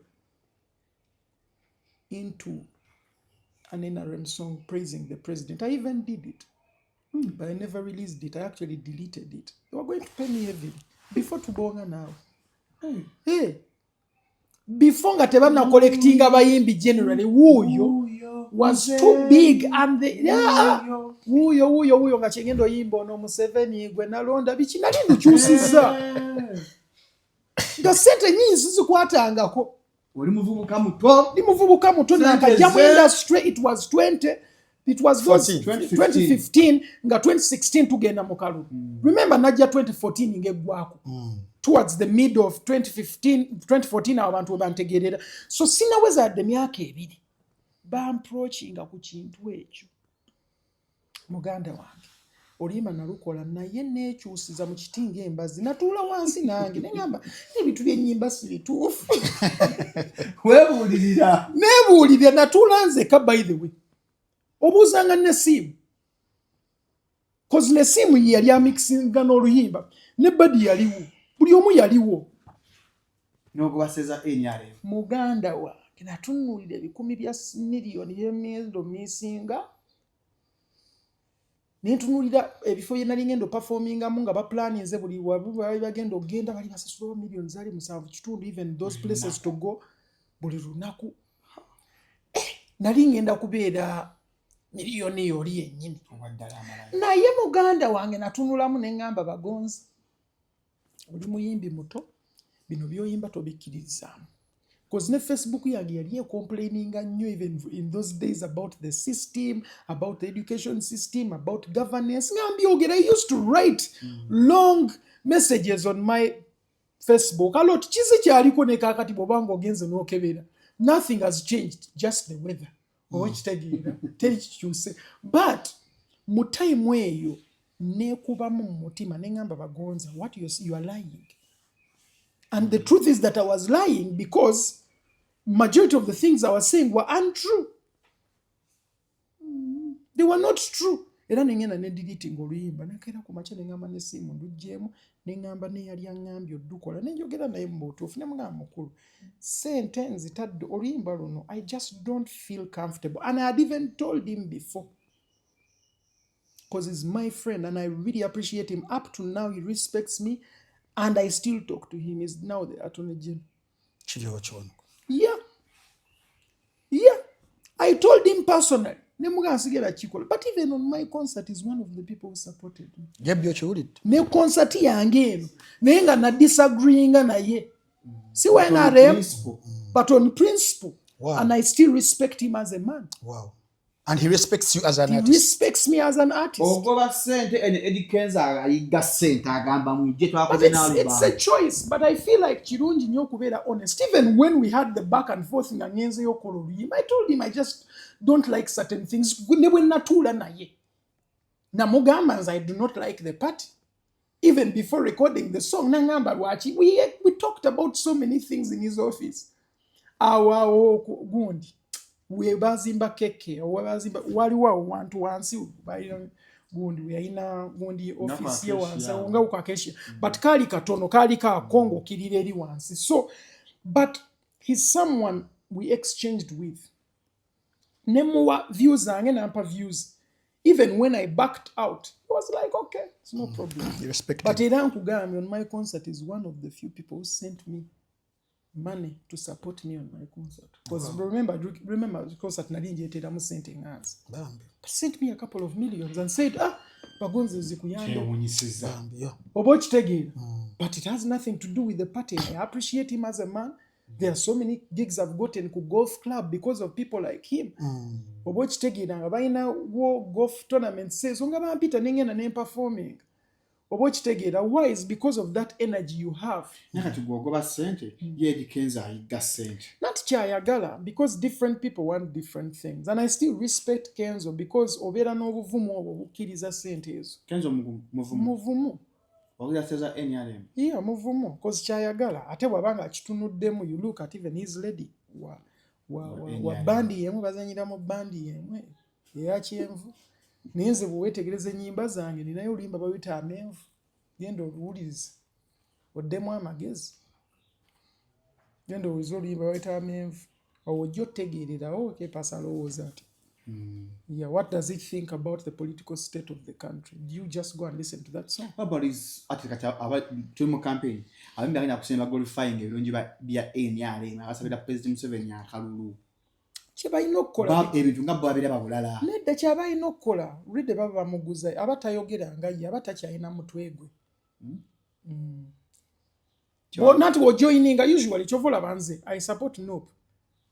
I support Bobby as a person first of all because I respect how he thinks about certain things and I know him as a man but I don't support the party entirely. Because yes, but waliwo abantu abamu benjagala ennyo nalukola. I like how he speaks, I like what he talks about, ayogera ku policies, ayogera ku bintu making a sense. For me, I am for policies, not politicians.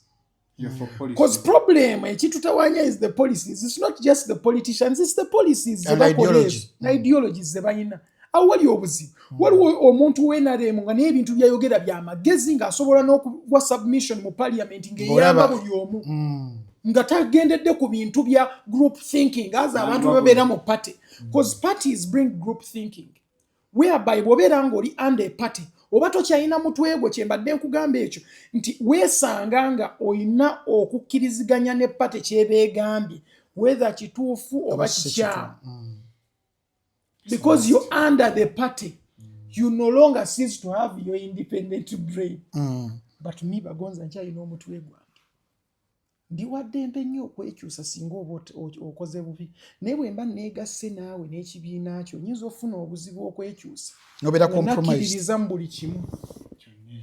Ne mumukola ebikyamu nsigala nkola bwenti. Era kyova olaba I feel sorry for people nti asigala nkola bwati naye ng'alaba waliwo ebintu ebitatambula bulungi byogereko. Yes, there are some good things that have happened in Uganda. N'ebyo ebitono. Ate kye basinga okwesibako kye security. Ogwo mulimu gwammwe. Teweewaana ku kintu ekyo olina okukikola oteekeddwa. That's your role. Kimwebaka kutulo. Okwewaana okuzaala okuweerera omwana. Mbu temukyatigoma. Teri pandagaali. Pandagaali. We Salama ettaka lyali lya miliyoni 3 kati bitaano. Kati nawulidde statement ye. Musajja oyo. Yannumye nnyo mu mutima. Obbi wange oyo. Lwaki owaana ekintu ng'ekyo? Salama ettaka lyali lya miliyoni 3 poloti kati ya 5. Lwaki tuba kiwaana? Miliyoni 5. So kitegeeza nti abantu bagagga. Ate bwenkuwa analogy endala oba bwenkuwa perspective endala nti abantu bangi ababbye ssente mu gavumenti nga baziteeka mu mataka. Si kituufu ekyo nakyo. Because remember yabeera asobola inflating prices wakuba ssente n'aziteeka mu ttaka kati gwe woosobola okugula ntambi waliwo omuntu nga mubbi nga mukola ku kizimbe kyeki nga mutunda engoye zezimu naye ye nga tasasula musolo ng'ebintu biyingira bulungi nga n'ekizimbe ekyo alina mu mukwano gwe nga tasasula renti nga mutunda engoye zezimu agenda zitunda ku layisi ng'ozitunde ku ssente za waggulu yamazengawo nga wayingiza neighbor abantu nga bakuyita mubbi ng'oli bamuyita mutuufu naye nga tebamanyi nti oli ye mubbi ye balaba yabayamba because ye alina ssente ziri favorable. It's because people look at things in one angle. Tatunulira side erinda. Bw'otunuulira ekintu n'ogamba okke ettaka lya bbeeyi kyewandiyagadde gwe kyewandiyagadde genuinely. For example, emmotoka ezirina okuba ku ssente ensaamusaamu. Wano si ensaamusaamu because of the taxes ze bateeka ku ssente ezigula emmotoka. Ti oluusi emmotoka oyinza n'okugigula ne ssente ezandibadde zibanga taxes almost nga zigula emmotoka endala. Eyo yenyini. Katate genda ogule ziri ezalakazale ziri ezimalayo ennyo. Ojja kukitegeeza. So owulira omuntu emmotoka ya $3,000,000 naye nga si ya $3,000,000 ng'erina kuba ya 10. Naye eri ku ezo ssente oluwa taxes ennyingi. And all that tetulina kukyewaaniramu. Oba okitegeera tulina findinga ngeri abantu gye basobola okufuna ebintu ku ssente ze basobola omanaginga because abantu tebayinaawo. Oba okitegeera poverty line weeri for Ugandans. Wabi. Pasika nkuseyo katono waliwo wadde point oleeta. I think yali 2019 or whereabout nga serabidde. Gwewe kabeko omuyimbi wa Uganda yavaayo. Jukira mu kaseera ko nali nkola ku Majestic mu bintu ebyo ebya film and stuff ebyo. Nga basala nnyo ennyimba zammwe. Ne wajjawo akaseera akalala ka online emitimbagano egyo owebizi mudundo byani nga biteekayo ennyimba zammwe nti babawa plays naye mwe nga temufuna ssente n'ovaayo n'ogamba tewabaawo omukutu gwonna oguddamu okuteekayo ennyimba zange okitegeera nga olaba balimu their culture vultures balimu kubeera nga babba. I think omuntu yaddako yali Zamba after 2 years nga alise Spear album. Omuntu yali ebulize essaawa zino nti embeera eyo eyabo abali mu kubanyuunyunta ne basigaza mu bwavu. Omuyimbi abeera asigalizza ki besides performances okubanga afuna ssente because sigwa omu ku bayimbi bafuna performances buli lunaku but then oyina other sources ezireeta ssente.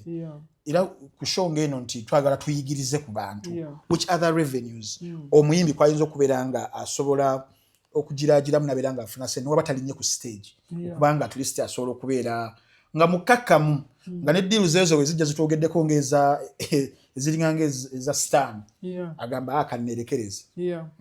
I think okuba omumativu first of all bw'obanga ogamba deal ezo wezijja kisinziira ku mutima gwo. Bw'obanga toli mumativu buli kimu oba okyagala oba n'akamiro. Bwe baleeta ekyennyonyoga baleete endye, bwe baleeta embizi baleete endye. Oba okitegeera oyinza n'okuba nga oli musiraamu naye n'ogisaba. Kikulaga ki bw'obeera ng'olina attitude ng'eyo mu nsi nga anything you can take even some things you don't agree with. No, you have to have a choice. Ogambe nedda kino sikitwala kino kino tekitambula na values zange. Naye gwe n'ekintu ekitatambula na values okitwale. Which kind of person are you? If you can accept certain things, kankubuulire, we all agree with our enslavement. It is us, we are the problem. Omuyimbi bayimbi bangi nze mbalaba nga bapostinga mbu bamutadde ku site eri ne bati n'akyatinga mbu ali number 1. You are just stupid. Mbera ku New York Times Square. Kankuwe point ebyo birala. Tugamba sites. Site ye inofuna engeri gye monetizinga gwofunemu. Na yefunemu naye yo egenda neteekako ne ads yo nefunamu nga gwe tofunamu yadde 10. Lwaki tebateekawo ssente ne tubeera nga tusobola no monitoringa monetary gains ze tuba tufunye nga tusobola okubiraba byonna. Oba okitegeera nga tulina back day nga tusobola olaba. Oba okitegeera nga tufunamu nga bw'oteeka ku iTunes nga bw'oteeka ewantu wala naye nga you get something because ono music oteekamu ssente. Oba okitegeera abantu omuntu atuula na investinga ssente ze oguze mic ya $14,000 ku 15 kuze speakers o recordings ennyimba o mixinga otakemu ssente. Abayimbi tebamanyi mulimu gwabwe ate bagunyoma ate balowooza buli muntu abawa visibility ye Katonda waabwe. Muganda wange waliwo omuntu akuwa visibility nga nekyatwala kinene naye nga ojja kiraba mu maaso eyo. Oyinza obutakiraba kati niyo ojja kukiraba mu maaso. Nze bwe nali nwanirira ebyo ebintu saalabayo muyimbi backing. Of course. Wali wekka. Nali nzekka era wagenda n'olugezigezi lwo. Awe nategeera abayimbi ba Uganda abasinga ne ngamba bino ebibwa. Siddamu birwamirira. Siddamu kulwa and I'm sorry to say. But we busungu we buli. Bagamba bo babonna buli wamu ne bakola zi shows. Bano baba wa platform. kati ontandika okulaba kati abantu befuula serious mbu kati they have associations and all these things. I was talking about everything. Even before you started thinking about associations. Collective bargaining. Yes, even nga tutandike bya Uganda musicians nga tenda bana kubeera wonze yali one of the spearheaders because you're looking at all these things ebintu tebi making a sense. Nze nabirabirewo nga sinajja mu industry nze na making sure nti music wange ali ku iTunes. Bwe natandika ng'ebintu byange njagala bibeere mu bifeeri. Kankubuulire music omuntu bw'aba amanya ayina wamujja ku bwereere nga waliwo we bamugula agenda wali obwereere kabenze don't forget where I got it from. And it breeds a bad culture. Ntogenda kumujja ku system eyo kumuteke kwenu. Oba omanyizizza abantu nti ekintu kyo tekirina value. Naye abayimbi bakikola ekyo ate ne bakyenyumirizaamu kati mba neebuuza gwe omulimu gw'ogwagala. Muntu kyasobola okukola business wano mu Uganda nga gikola bw'atyo, a normal business. No one can do that, but we can do it because we look at our art as, oh, it's a service. Yes, true, it is a service. But people pay for services. Yeah, it's a business. It is a business as well. Obochitegera, it's not a free thing because togenda kujja mu studio leme sasula sente. Ochitegera, nze sebo sasula taxes. Obochitegera. Nina team number, nine ya company yange, nine yange. Era bwe nkola mistake nsasula penalties. Just like any other person. Now, you are not going to sit down here and make me look like a fool. Ngate ndaba ekigenda mu maaso. Problem yaffe gye tuyina, and to be honest, to just box it up bulungi. And I'm sorry to call some of the artists fake or whatever. Kyonna kyembayisa, I'm very sorry, but I'll be honest with you. Most of you, ebintu mubitunuulira nga Stone Age. Kwegamba simanyi like mulimu ebiseera bya Gipirian ya bongo. Tiweesiige evvu ebyo magiribbe simanya biki amasasi tegajja kuyita ogenda fiira bwereere muvubuka. Guys, mutunuulire music wammwe nga product gy'otunda. Ne bw'ogijja mu studio making sure nti eri packaged bulungi nnungi nti omuntu asobola ogigula agirabemu value. Naye abantu tebagenda alaba value mu music waffe nga bakyasobola omufunanga bwereere. Omuntu ajja alaba value. Olaba omuntu abeera na ka library walinga naye basasula yakutereka ennyimba. Olimba lwa 5. Naye gwe ate oluteekeyo lubeere lwa bwereere. Lwakuba oyagala kukyatinga bagambe mbu number 1 trending, mbu number 1 topping in whatever. Danga chat bazibakoleranga. Babakolera chat ne asanyuka. Ebyo ebintu tebiina kusanyusa. Biina okutunuza mu mutwe gw'ogwo. Ogambe kino ekintu nkifuniramu wa. Because guno mulimu. Because let me be honest with you, some of you, you are not even ready for the stage. But if you are not ready for the stage, at least beera ng'ofuna akasente mu music weene walala. Naye ate ekyo nakyo bw'okyeremesa. Mbu just oyagala abantu bakumanyi. Muganda ngenze byonna bivaamu. Nja kuwa example. You see people will invest a lot of money ng'oluyimba lutrending n'ogenda n'ogula views ku YouTube. Olaga abantu nti olina million views ku YouTube. Abayimbi ebintu bino weefuulinga wekka. Okimanyi bulungi.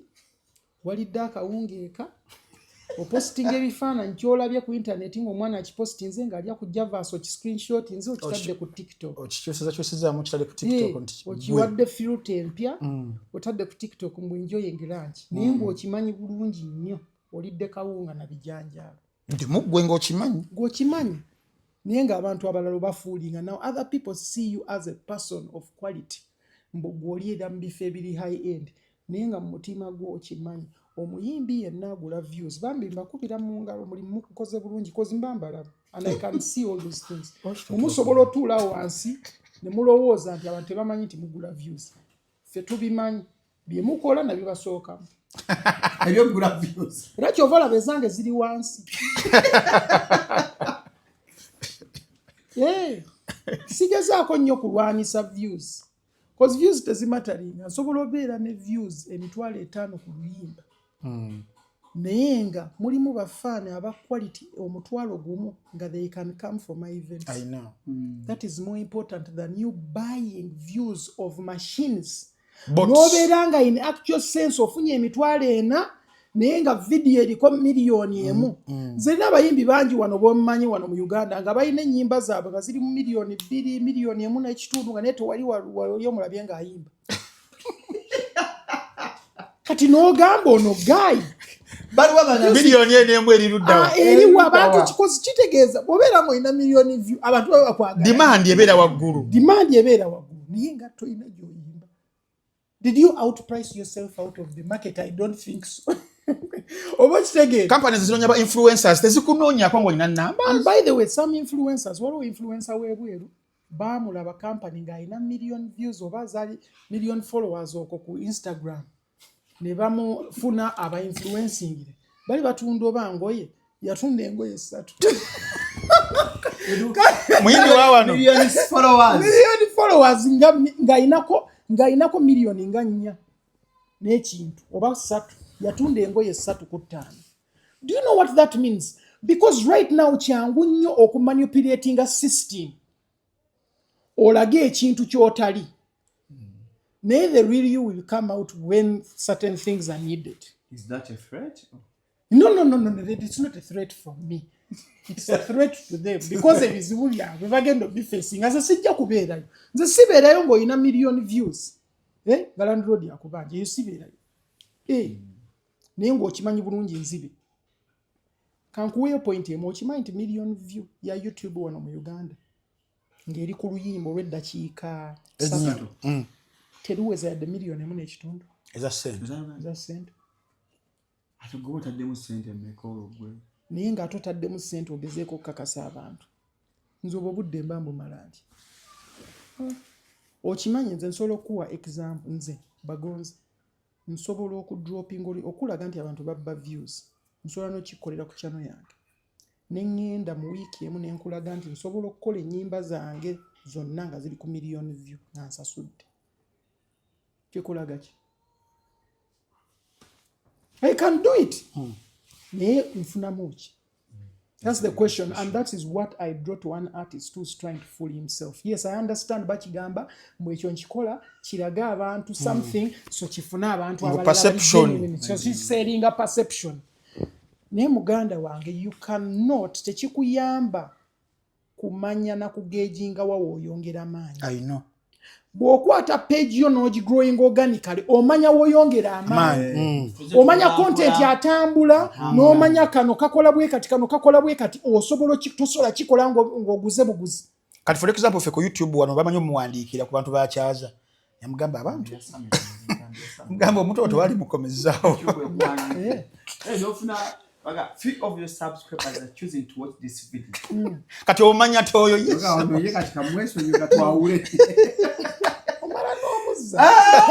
YouTube ekuwandiikira your subscribers swiped away.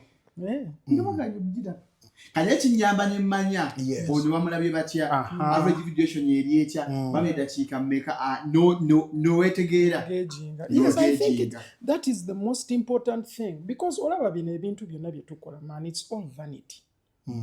Teri kozo jafuna views ezo. For example in a video ku TikTok kati abantu abali ku TikTok mu video yange yakubye 1 million views nekikusanyusa nnyo mu wiiki 4 teri agenda ba ku video eyo ne wiiki 4 nyingi teri agenda kubeera nga gifollowing kati ogenda bonoonya million view endala egenda stressinga okole n'ebiteetaagisa atoddemu ogifune era eddemu ku stressing ofaaki. I see people celebrating British Buko TikTok oko nya celebrating 1 million gundi followers. Wali wana ovubuka ye lera bana million yenkiranya kiranga bavuddeko. Wali ovubuka abira ku akikola ati. Kanasi gobeli ayo nda ka video mwana nga amukuba. Nengana yange ne ba screenshot. Nakuliko million. Katika nkebere kwa simu yana denkebera. Tugenda okudanga tishari million. Nenga abasabu abo bafudde nga ba money followings abantu bakola ebintu bingi and I think with technology like people are trying to sell themselves too much out there. Everyone wants to be a celebrity. Kyekizibu kye tuyina right now nti n'omwana atayina status yonna because they have a following lwakuba wajja ku TikTok n'akyusa nyash n'akyuka emabega n'alaga figure n'akola bino byonna banange sibavuma naye kyengezako okugamba life has to be way past that. It's okay to do what you're doing, but let it not just be that. There is more that you can offer. Ekyo tekimala kiyinza n'obutafuna views nyingi ekyo kyokola ekyamagezi naye ate kyekisinga if you calculate obulungi kiyinza okutwala further than kiri kyokola. Because usually, for example, people who see people because of such reasons ajja kulaba but ajja kulaba for a short time abiveeko then alaba omulala and some of you are going to grow old. Some of the things you're doing now tojja ba proud of them ng'okuze so ina naawe okwekuba mu ttooki ogambe man okay kino nkikola naye mu myaka 5 will I be proud of myself? Mboze kati you know I'm young so I want to use my youthfulness. Use it but use it wisely. Oba okitegeera osigazeemu amagezi amatonotono oba okitegeera nti ne bw'onootuuka eri mu maaso you can look back and say, okay, yes, I lived the life, yes, a bit reckless, but not too much. I also had something to offer that is positive. So Epas, which sources are those besides the sources? To be honest, I don't have other sources. They should invest. It's the music. Yes. Music. Era gwe tolowooza nti music, because music ayina different things w'osobola ofuna. Yes, the madengambe ezo. Ati let's say ku YouTube osobola ofuna akasente ko ku Spotify, iTunes wawona osobola ofuna akasente ko kusinziira ku mwezi bwe gutambudde. Oba okitegeera. But for you have even music ali mu films. Yes, films, that is also video games. Osobola ofuna video games if the music goes there. Now we have a new album they're already pitching to people for movies. They're already trying to get it in spot placed in particular sync licensing okusobola obiteeka mu movies oba chicho nacho baba basobodde oteeka mu whether documentaries any of those things oyina okutunuulira ebintu ebyo but that also comes down to the quality nga wembadde nkugamba sinti buli kimu bakitwala ojjukira Kenzo bwe yafuna viewers choice ku beat. Yes. Ojjukira nti oluyimba lwe baateekayo terwali lwa City Alos. Yes. Baateekayo Be Happy. Baateekayo Be Happy. Oluyimba lwamuwanguza. Lwaluwandiika ne Kenzo. I thought it was City Alos. Nope. It was Be Happy lwe baateekayo. City Alos lwe lwamuwa visibility naye eri mu channels abaali bateekayo tebateekayo ate luli. Okay. It's a fact. I'm saying it, but it's true. Yeah. But it was the quality video yagishootinga bulungi oluyimba lwali mixed bulungi buli kimu kyali kirungi. They needed something else. But City Alos is the one that gave him the visibility. Yeah, the visibility and all that. So certain things are not to real quality. Okay. Nyono. So I feel like ekyo kiri very important to get those placements. Baba n'ennyimba nnyingi okulonda olulwo lulina okubeera nga lupassinga certain things. Oba okitegeera kiringa ekintu kyonna bakola quality control ne bakebera kano tugenda fulumya eno box ya biscuit naye akagundi kagenze bulungi kano kali bulungi waliwo akasiridde okitegeera bagonza ako tekajjayita. So kiri very important. Fe twateekayo ennyimba even for Queen of Katwe. Okimanyi they had to remaster them for the movie. Kati kubamu akafaananyi singa saayina stems na buli kimu. I had everything they needed. Nze baatwala ennyimba nnya abayimbi abasinga batwala oluyimba lumulumi. Baatwala ennyimba nnya. But why did they take 4 songs? Because I had everything. I was so organized. Nali too organized nti bansaba n'oluyimba extra cause baali batutte 3. Ne bagamba lwaki tolukolerayo n'olulala lumu. Because of how I presented myself, they saw that they need more from me. Naye kati bw'olaba kati abayimbi nga Alicia Keys yayinako oluyimba lumu. Oli omuvubuka ow'e Uganda ayimbire UK bamuyita batya ayina Kiwanuka. I had 1 song. I had the song in the most impactful part of the movie. Actually, the part that had the most impact was my song, Kyempulira. It's not even popular. It made me a lot of money. Oli wagambira nti oli eno webase tulo. Tumulaba wa. Kati ulira kati. Atwagamba katawo kali siti. The truth is that I perform. Just sometimes things okutapost kati. For example, Saturday nali performing. And then take a video team performing. Because on Monday, try to fulumya teaser.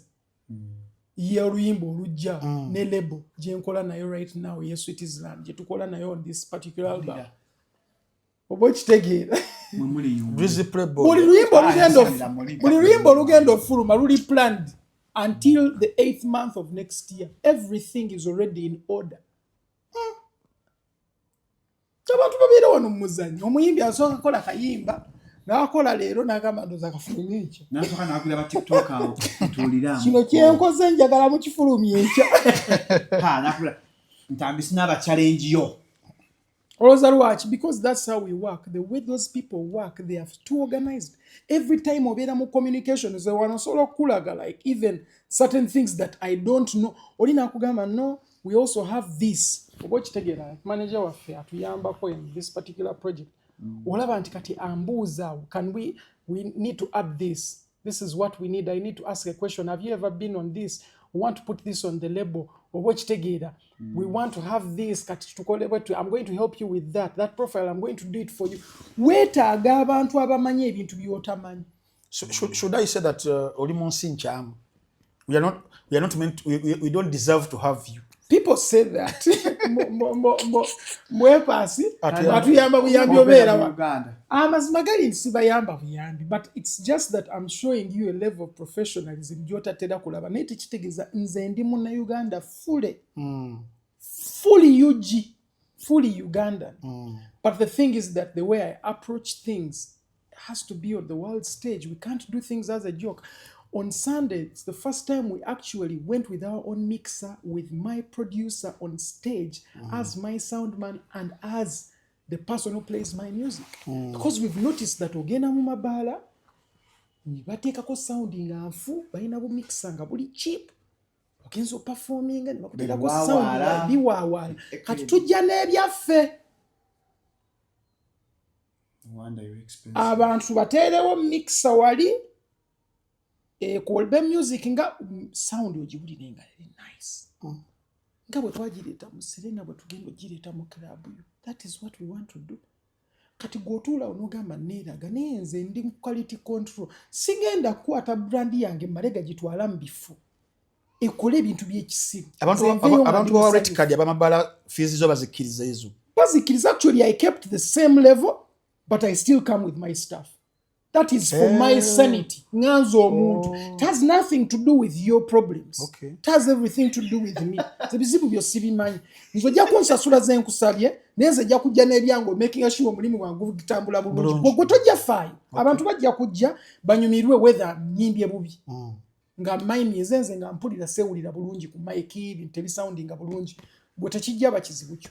Nze kyange kati nze ngenda kikolako. Gwe nsasula nze ngenda making sure nti sound yange nnungi. Gwe tojja kisobola kozi tomanyi bye mmanyi. Omanyi kuba music nga mukuba music abantu ne bawulira. Temumanyi muntu bwa performing na sound giyita. Epasa ekibuzo ekisembayo. Wali ku TikTok live. You're one of those people, I wouldn't say controversial, but someone are outspoken and some of the things you say abantu biba going off the head like a boom mic. Yeah. Wayogera ku kya lyricism ne storytelling and we are drawing comparisons between you and the late radio and oba wagamba nti radio wasn't a better lyricist than you and then people took out of context and I would like to take this opportunity otunyonyole muka kwebye ebibiri ne ku artist saba babiri who had what over who. Radio is more of a poet, storyteller. Radio ngiri jasengeke ebigambo anyumya mulungi naye si ye muntu agenda oteekawo metaphors oba okitegeera kati for example tugenda wulira radio ng'agamba ngenda kuwa line mu luyimba lwenina n'omuyimbi bamuyita wa hip hop Price Table. Nina akayimba ne Price Table. How did you know? Nkamanyi. But okamanya akakayimba. How many people can think of those words? One.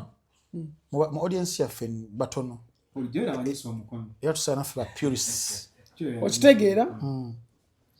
Now, oluyimba ng'olwo kati for example, Yugamba,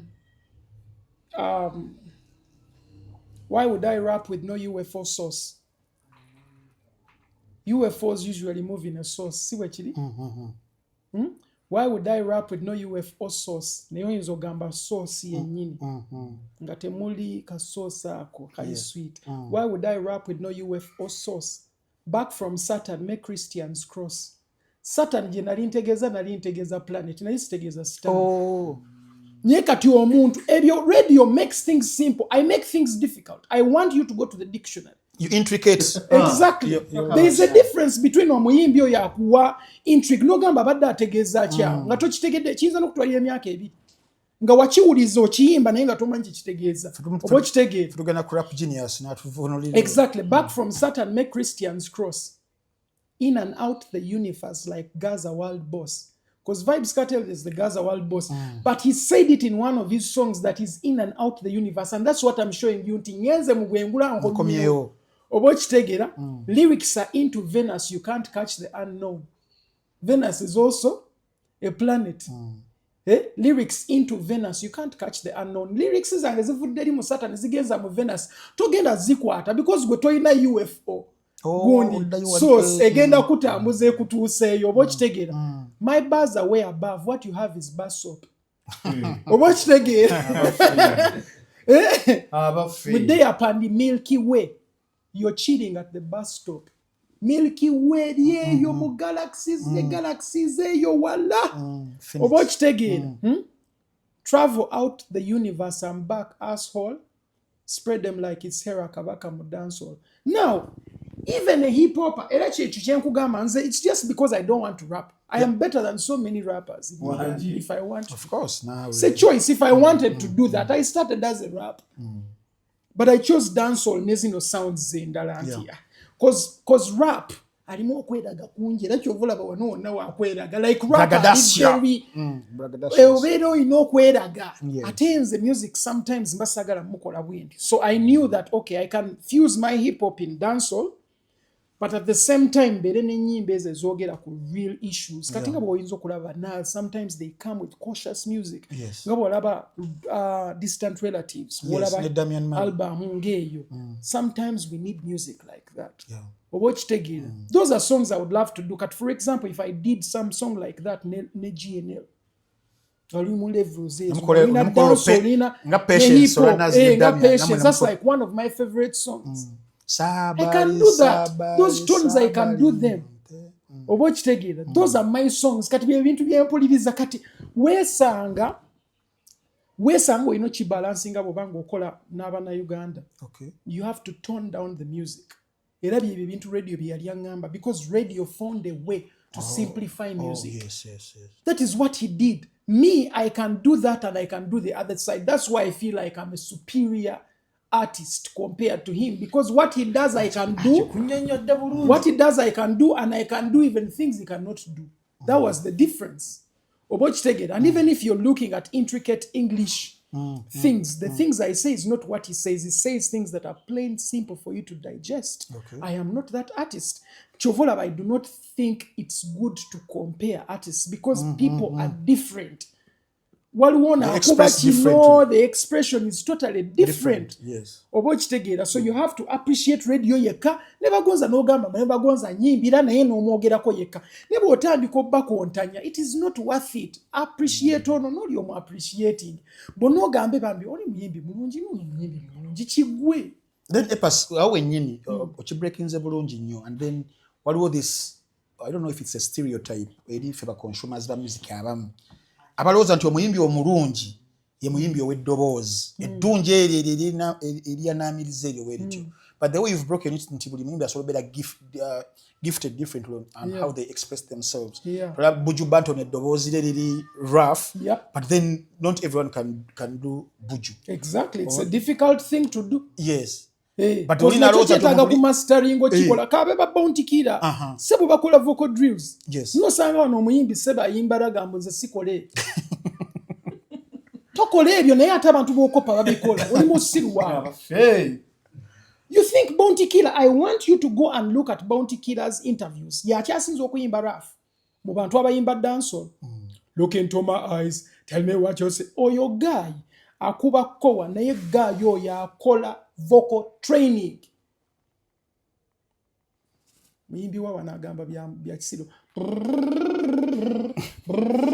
Kati bansanga batya nga nkola ebyo. Gwe era gwagenda ku stage n'oyimba ennyimba 5 eddoboozi ne ligenda n'otandika okuvuma ensi nti bakuloga. Kumbe gwe kennyini gwe muloga. So what makes a good artist kwekyo? Wamala ya kujjawo ekyo nti abantu balowooza omuyimbi okubeera n'eddoboozi eddungi. Olina omanya okozesa eddoboozi lyo. Obusobozi bw'eddoboozi lyo, your vocal ability. Find a way to use your voice and make it work. Waliwo abantu abalina kat for example, Chameleon does not have a very good voice. Plain blank. His voice is too rough for saying nti oyo muyimbi. Nga abantu batera stereotyping ono nagamba ati omuyimbi alina okuyimba ng'ennyo. Nga Luther Vandross. Okitegeera ekyo si kyayina. Naye tekikola. John Black atamanya kwogera. Tekikola. The thing is gwe kasita omanya nti eddoboozi lyange bwe liti Katonda liyampa. Naye nsobola okuyimba, nsobola okuputtinga words together, oba nsobola ofuna omuwandiisi amutegeera n'ennyimba. Anyone can make it. So kitegeeza Gloria Boogie ne Nava Greba ba mu sentence. She can make it. Tebasobola ba mu sentence yemu. Totandika bintu ebyo. Okukimeekinga tekitegeeza nti you are at the same level. Kankuwa example. I'm a better singer than Chameleon in terms of singing. Oba okitegeera. But Chameleon ayina ebintu byansinga bisobola kukola. Like Chameleon has a stronger voice than me. Wali owulidde Chameleon eddoboozi limulemeredde. Nze lisobola okunemegera bwe sikwataganya bintu bulungi.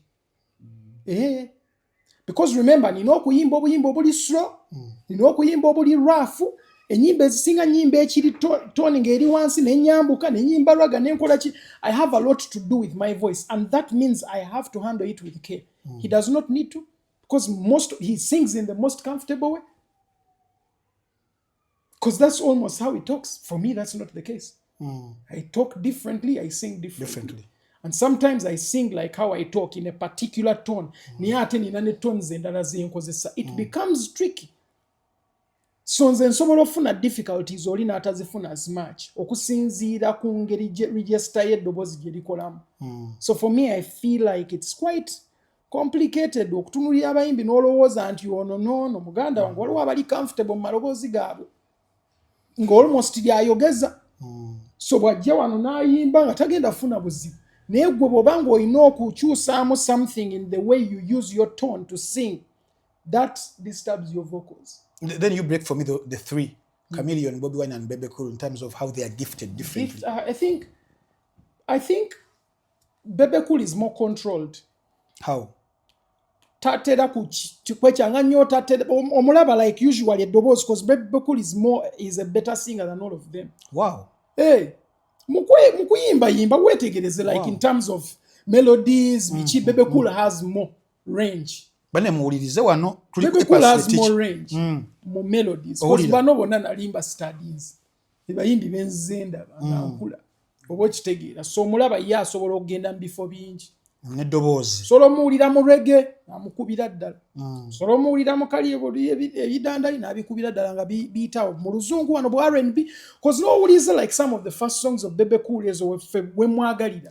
I don't wanna be lonely. That's more like R&B oba okitegeera ali mu eyo realm. Naye ng'ate agenda n'akuba biri ebiri rough. Yes. Praise God. How we are living in a okitegeera n'abikuba. I'm burning like a fire. I'm flying, like he can go different places. Wow. Chameleon is still versatile, but he's very controlled.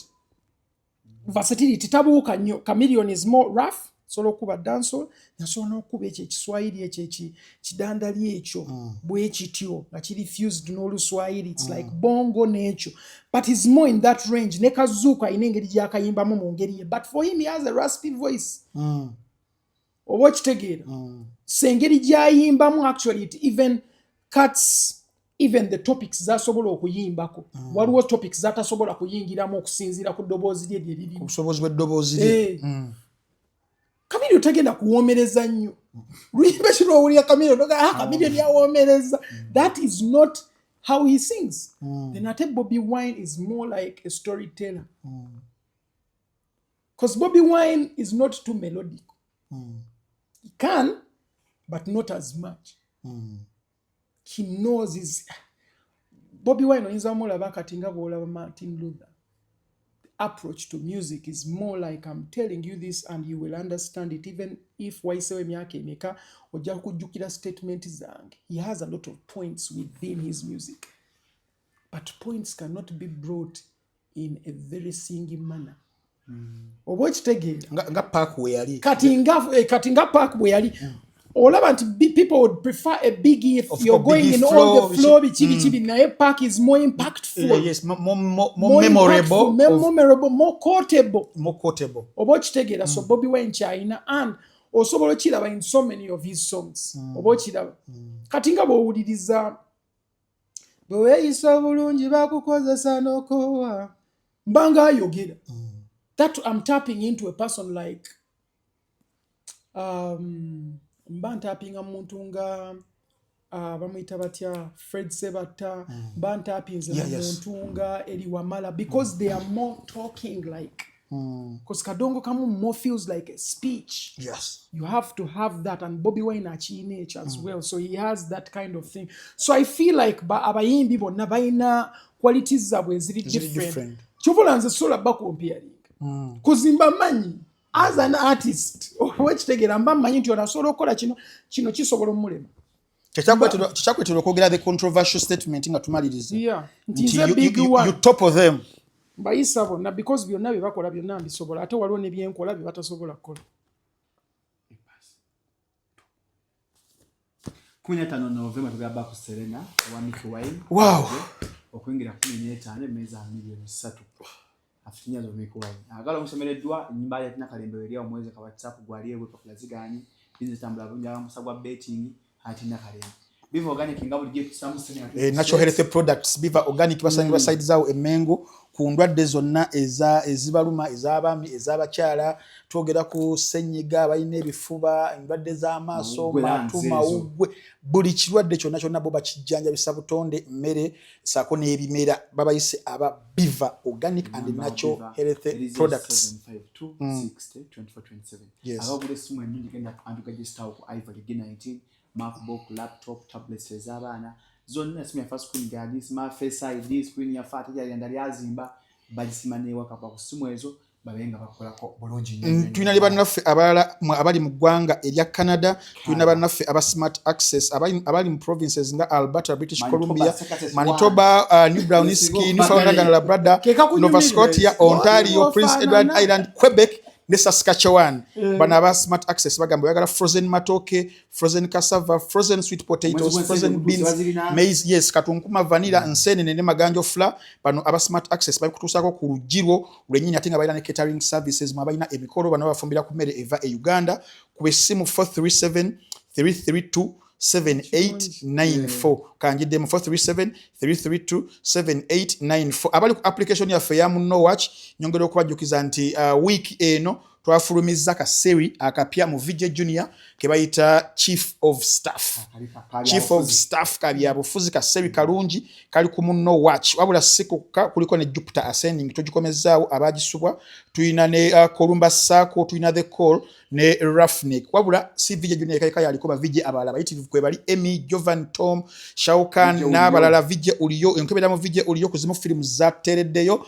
adulthood kakyaliyo Americana je kali self driver sakone films edala kwata emitwalo 3 ejja Uganda oberengo subscribe ku Muno Watch abayina amasimu eno Android osologenda ku Google Play Store oberengo download application yaffe abayina iOS togera ku aba iPhone App Store kwetuli namwe abakozesa smart TVs application yaffe sokuberengo downloadinga nabakozesa browsers mugende ku www.munowatch.com nja kugifuna Amen atanjiko muno wakinjaji ne basasula emyezi omukaaga n'omwaka nze njagala ebyo Amen atanjiko Natuga sikana nako balero samusibula abantu nze basibudde mbatati tulina ebirabo byaffe wabijjukiza nanga okuli akayimba nabalowoozezaako nembagulirayo perfumes bikwata akantu nabalowoozezaako nembagulirayo perfumes from the perfume plus nina mukwano gwange yakola edduuka nasoma naye mu S5 bamuyita OT kati bwe yakola edduuka neŋŋamba always support him so engeri gyenshopping ennyo perfumes so nayitayo last week nenzijukira bayina neŋŋamba nina obafunira something just to thank you for a good job mukolera abantu so kati agenda osooka omanyi nina reasons zino perfumes buli perfume erina ensonga musajja ono ali smart era bwomulabi bwayambadde ninamuwa perfume eri fresh ziri sealed etolowooza nti nazibikudde yiyo thank you so much muganda eyo bagiyita century nayanza nyo wow Dunhill London Century it's one of the best I like it a lot it's one of my favorite perfumes wow nakati wena gwamanya anyanga ndio zitugulidanga mujazigula perfume plus bakati uzobagenda okujjaawo perfume yenga ziweddemu thank you so much Mr. Epas I'm so humbled I'm so humbled okunzijukira amina nayo okujjukira kati eno gye nakufunidde gwe bagita Onkrenua